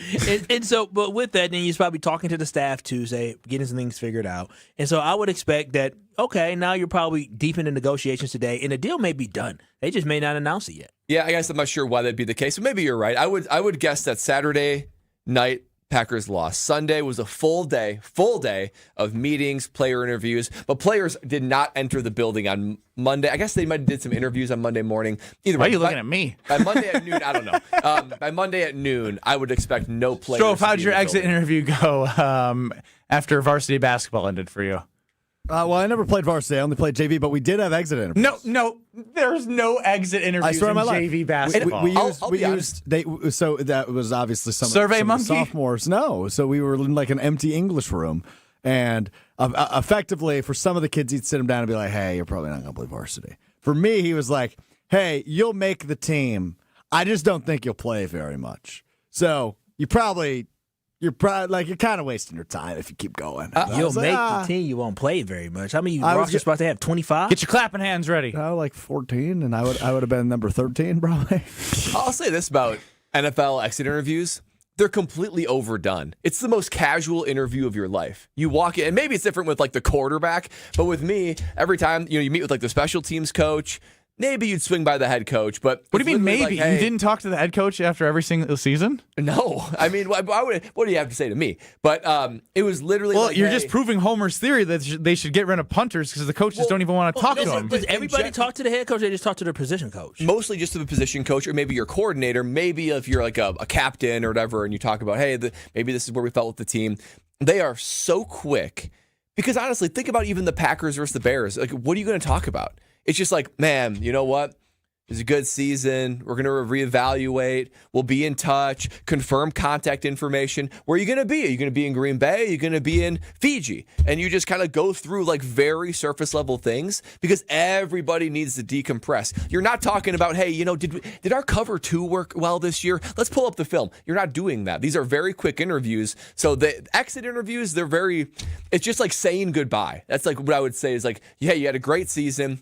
We're going to be in touch. I'm glad you bring it up to take us inside a little bit because they're so overblown. You hear exit interview, you make it does feel like it's like, oh my gosh, you're going to sit down. You're going to go over your whole performance. Yeah, here's where you need to get better in the offseason. None of that. Very casual. Very casual. He's like, we'll be in touch. You're telling me that with Carrington Valentine and Jeff Hafley, he's not talking about tackling or coverage. He was very bad at that. He has already been coached up all year on the things that he was doing well or not doing well. That's true. And he's going to say, hey, when you come back in 2026, we're going to get after it. But let's touch base. You can talk to the coaches during the offseason. Now they have other obligations and things to focus on, but you can talk to them. So it's very much hey, we're going to reach out and we're going to talk about what are the things we can do to move forward and get better. But the exit interviews, they're like this. They roll through them. Nobody wants to talk after a loss, especially. Well, right now, buy one, get one. Bucks.com/ESPN. You buy one and you get one free, courtesy of ESPN Wisconsin. Bucks.com/ESPN. You can go to games for as low as $20 for your purchase and then get one free. Check out Bucks.com/ESPN. Awesome promo that we put together. Excited for fans to go enjoy very reasonable price games against the defending champs will be in town and a whole lot more. So Bucks.com/ESPN. Didn't think Brett Bielema quotes would make the show today, but I like this one from Brad next. This is Kyle, Brust, and Nortman, KBN. Brent is crazy. Strofe is emotional. I don't want to get in between none of this. On ESPN Wisconsin and the ESPN Wisconsin app. Looks like we've got a couple of accidents that we're still dealing with on 894 westbound, right at the ramp from 27th Street off on the right shoulder. And then we have the other one on eastbound 894 right about at 76th Street on the right shoulder as well. So heads up with that. You are seeing some delays with those. Southbound 41 backing up from Silver Spring all the way down past Capitol Drive. Eastbound 94 slow from 84th Street to Hawley. Westbound from just before 27th Street past Mitchell Boulevard. And then on southbound 43, backing up from Locust all the way down through the Marquette. A little bit more heading right towards the KK River crossing. And checking the TMJ4 Storm Team forecast tonight, snow showers likely, breezy, some freezing rain possible, a low of 23. Tomorrow, mostly cloudy and windy, scattered snow showers at 1 to 2 inches total, a high of 36. From the WTMJ Traffic Center, I'm Debbie Lazaga on 94.5 ESPN.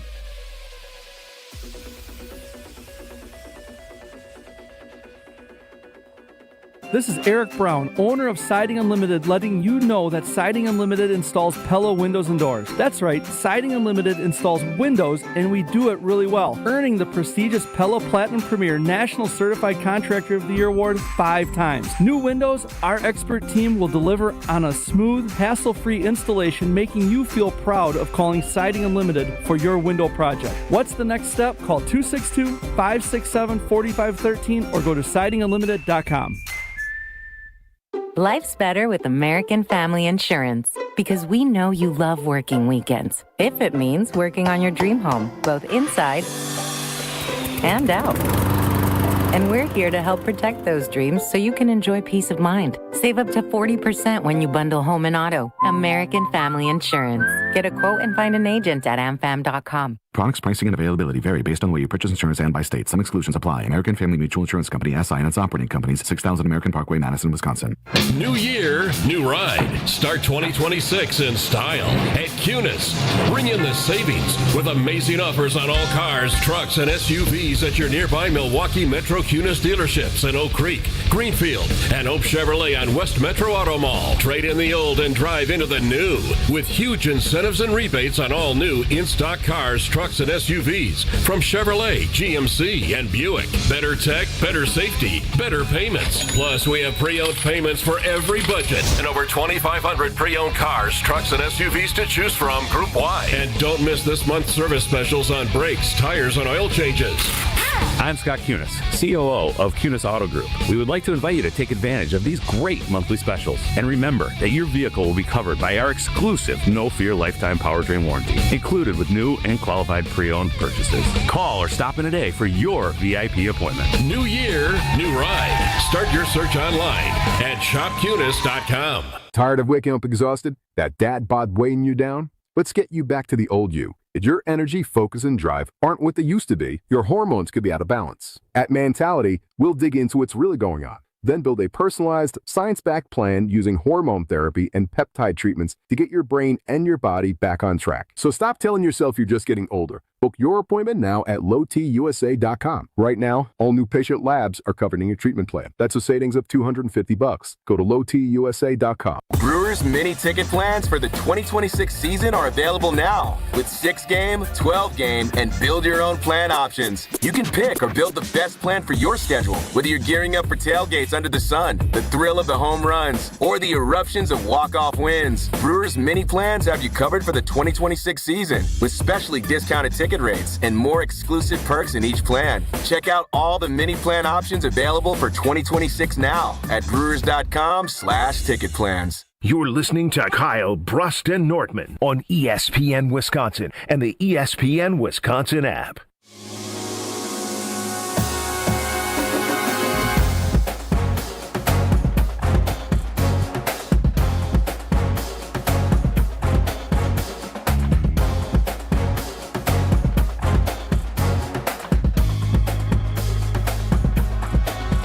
Brad Nortman, Kyle Wallace, and I'm Ben Brust with Alex Strofe running the show.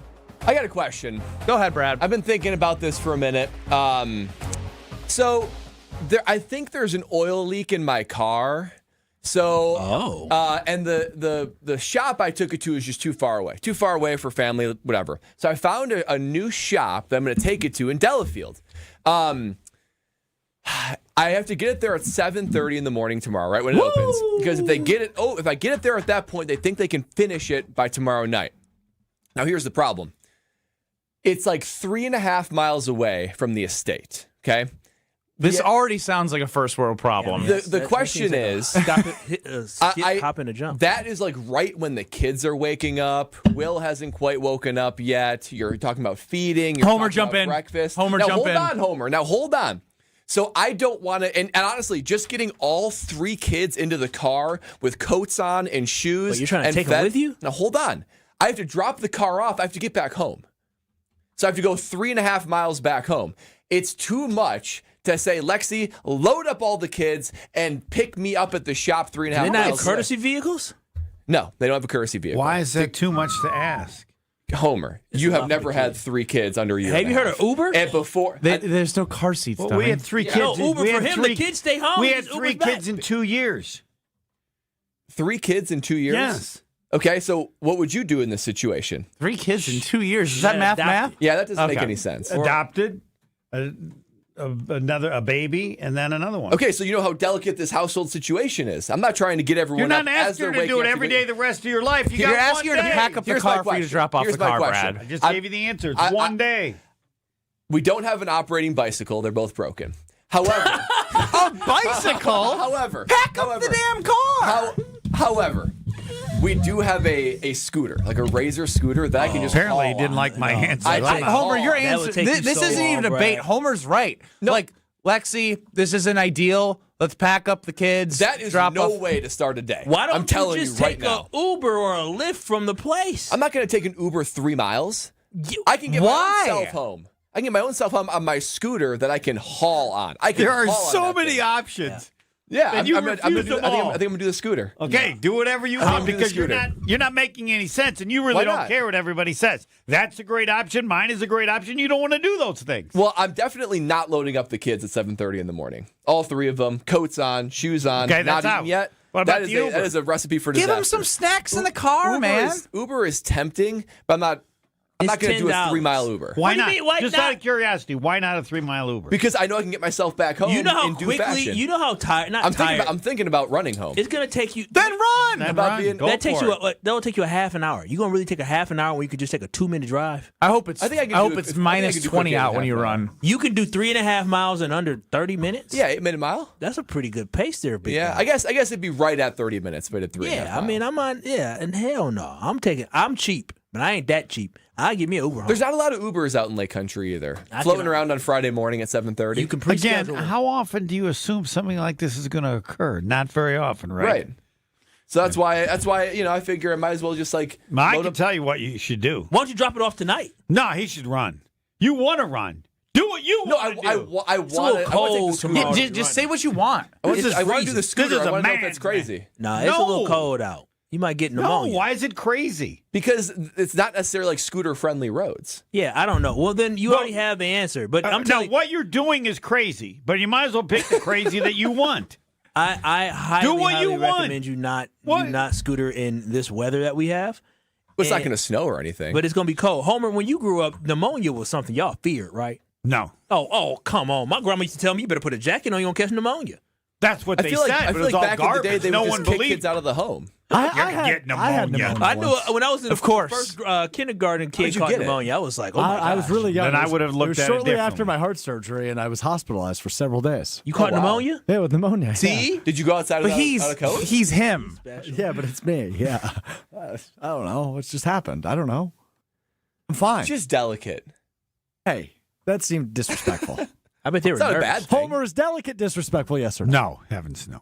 On this show, What's disrespectful? nothing on this show. I It's not agree. possible to be disrespectful. You must have You heard have set a standard that you guys can say whatever you want, whenever you want. That's fine. Oh. Are you referring to anything in particular? None. Well, you were worried that you were disrespectful to me. I don't. When's the last time someone was really disrespectful? You kind of say they're Kyle. disrespectful. Kyle was telling you how to feel. That was very That's right. disrespectful. You No, it wasn't. Not It's just- disrespectful. That's The not- disrespectful most of the discussed on this show is just a topic. Yeah, that's usually Kyle, right? Yes. Yeah. Whoa. You say I'm the most disrespectful person here? No, you said, you bring it up.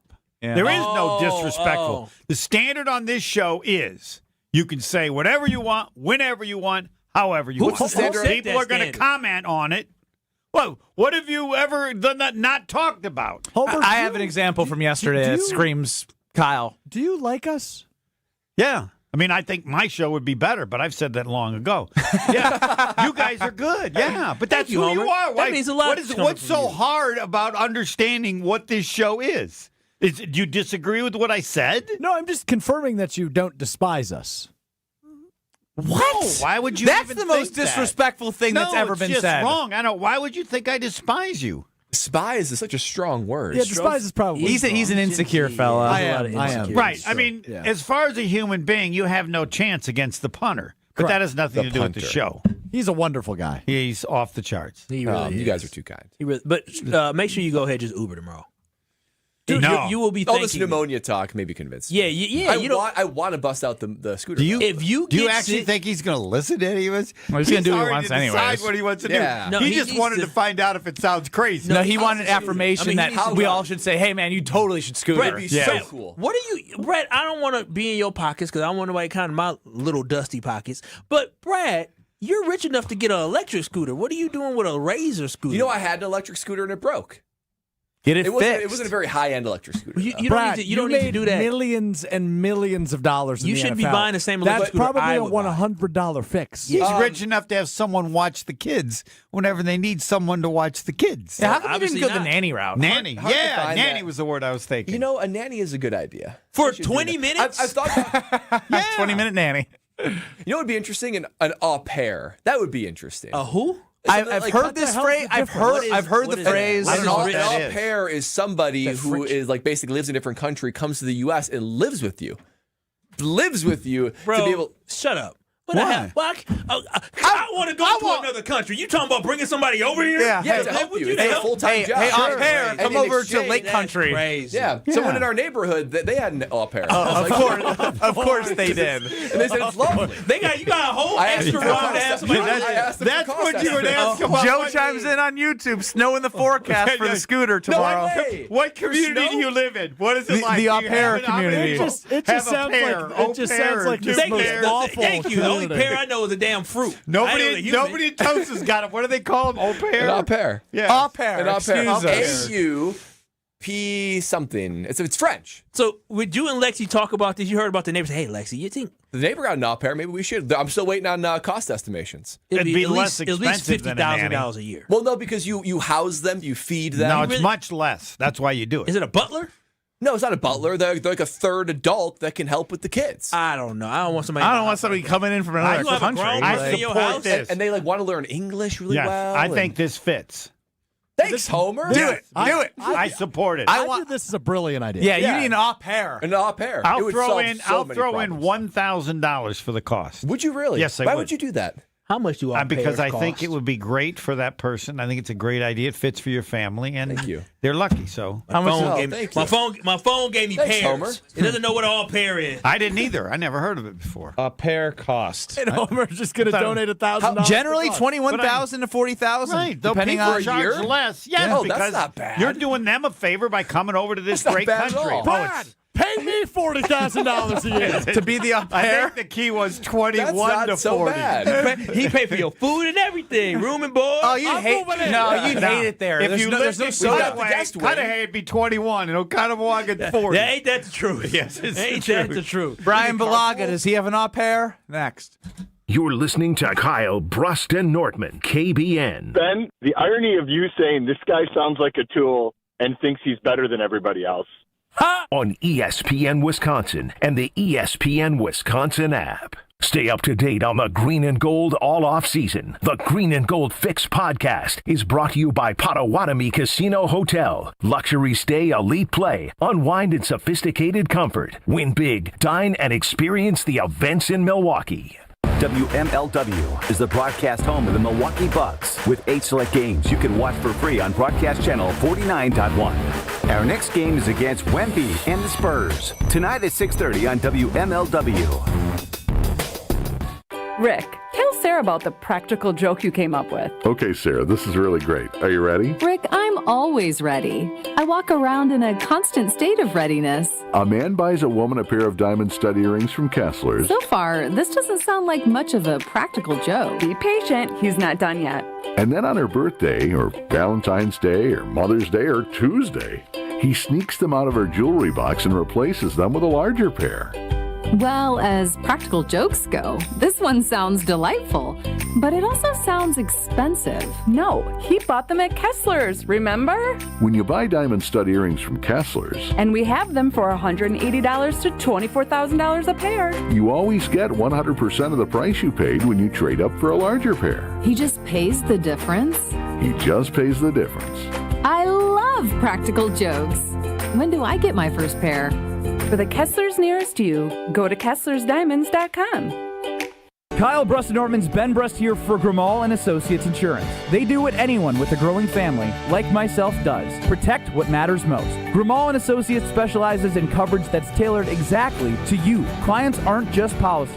They're part of their community. Personalized American Family Insurance back service, expert guidance, and genuine commitment. Grimal and Associates focuses on building trusted relationships and providing peace of mind. The same values they've had for over 30 years in the Milwaukee area. Connect with Grimal and Associates at teamgrimal.com.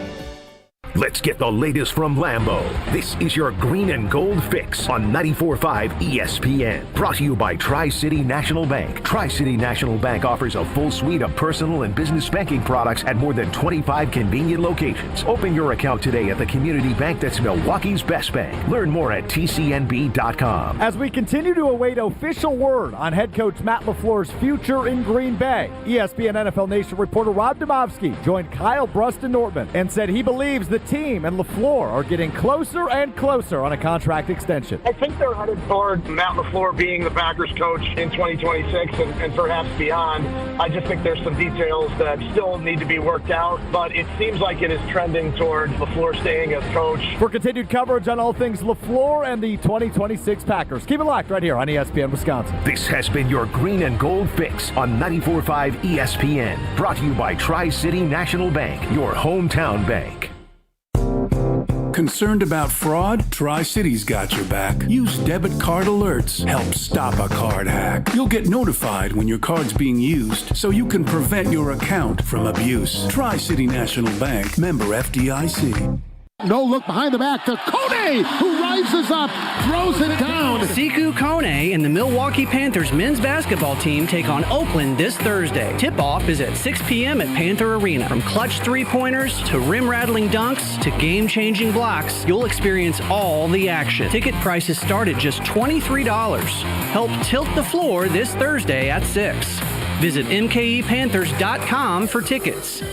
Panther Athletics for the MKE. At Saturn Lounge, we know if your marketing actually worked, you would know. Your website would perform. Your storytelling would inspire. Your campaigns would deliver leads that become sales. You wouldn't need a report to tell you. Visit SaturnLounge.com today. When marketing works, it shows. This is Kyle Brust and Nortman on ESPN Wisconsin and the ESPN Wisconsin app.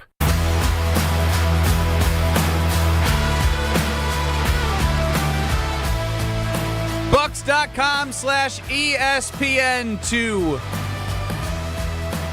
Get a great deal on a buy one, get one free ticket to an upcoming January and February Milwaukee Bucks games. Oklahoma City's going to come in town. So get the buy one, get one courtesy of ESPN Milwaukee. That's Bucks.com/ESPN. Joining us now is Brian Bulaga. Brian, what's going on?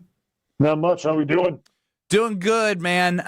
As this negotiation, conversation continues to go, what's your feel? Do you think it's money that they're trying to figure out? Is it Goody and Russ Ball and Matt LaFleur trying to get all three figured out?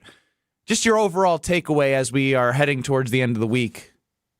Yeah, I don't know if money's ever an issue with Green Bay, especially for coaches and GMs and positions that are non-player positions. I don't think the money is ever an issue, right? Like if they're haggling over $1 million, that's going to get figured out between Matt and his agent and whoever negotiates it, whether that's Ed Policy or I doubt it's Russ Ball, but I imagine it's probably directly with Ed Policy. I think I read the report today, which with what Rob said, is that there's talk that Ed Policy wants it to go back to the old structure. If that's something that's true or not, and Rob normally has really good sources, that may be what's taking a little longer. Would you want that if you're Matt LaFleur? You've been side by side with him for 7 years. That would be a weird change. No, I would not want that if I'm Matt LaFleur. That would not be the way I'd want to go about it.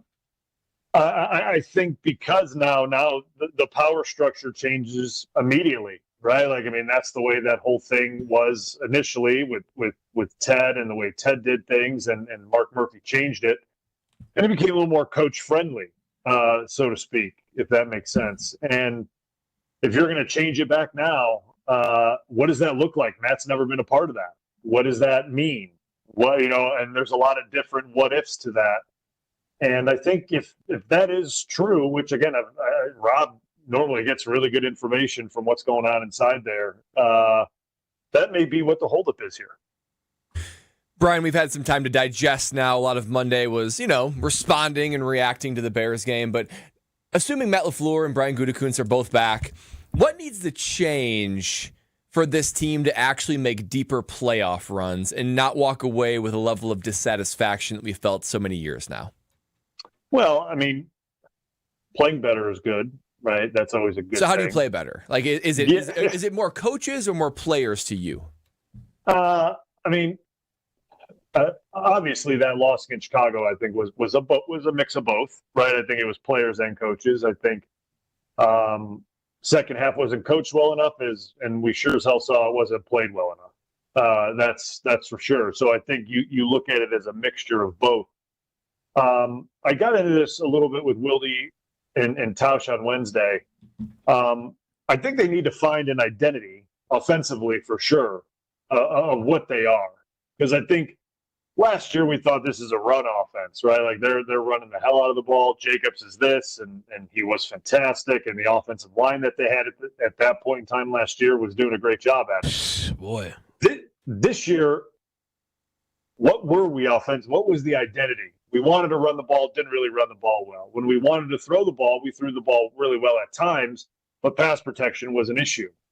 And that reared its ugly head in the final half of the Bears game, right? Like both of those issues reared their head at the same time, which you can't have. So identity-wise, what are we as an offense, right? If we bought big linemen and drafted big linemen and because we wanted to run the ball, well, we couldn't do that when we wanted to. Well, we have pass protectors, but we couldn't really pass protect as well. And we want to throw the ball because we have a really good quarterback that can throw well. And we have a lot of wideouts. So I just, since you're talking about the O-line, who's responsible? Who's at fault? Is this just the guys aren't good enough, or is it coaching with the offensive line? How did the offensive line just go from last year being, I would say, a positive to a point where it was the worst offensive position group on this team this year? Yeah, and well, it's obviously, you change personnel and you got to start looking at personnel. Is the personnel where it needs to be? Is it who you want it to be, right? Elton Jenkins leaves or gets hurt. You never know what could have happened if he stayed healthy. Maybe they look at this and go, okay, we need to rethink this. We're going to move Elton back to guard, and Sean Ryan still goes to center, and that looks completely different, right? Like you have Elton back at guard, and that thing looks completely different. And obviously, Sheed had a tough go at it at left tackle against Chicago. That stood out, right? And he's going to be departing. Elton's most likely going to be departing. Sean Ryan's most likely going to be departing. So now you're looking at replacing three positions. Obviously, Jordan Morgan's there, and they want him to be the left tackle, but spots still have to be earned, right? So now where I get back to identity, and I talked to Jason about this in Tausch, what's the identity of this offensive line? Are we going back to being a pass blocking group that's really good at pass blocking, and we're on the run, full zone scheme, old Matt LaFleur, or are we sticking with kind of what the trend was a couple of years ago when we got beat by Philly? We need to be the big offensive line like Philly had, and that's the type of ground game we want to have. Well, you got three spots now that you're making decisions on with that, and to me, that sets this offense in motion, right? Like, that's it. Like, we want to talk about identity of a group. It starts with the identity of the five up front. what do we want this offensive line to be, or what does Goody want this offensive line to be? What does Matt see it as? And then, you give players to an offensive line coach, and the O-line coach has to do his best with what you're asking him to do offensively and with the players, right? Like that's really what it is. And that's going to be the question going into this offseason is what's going to be the identity of this group.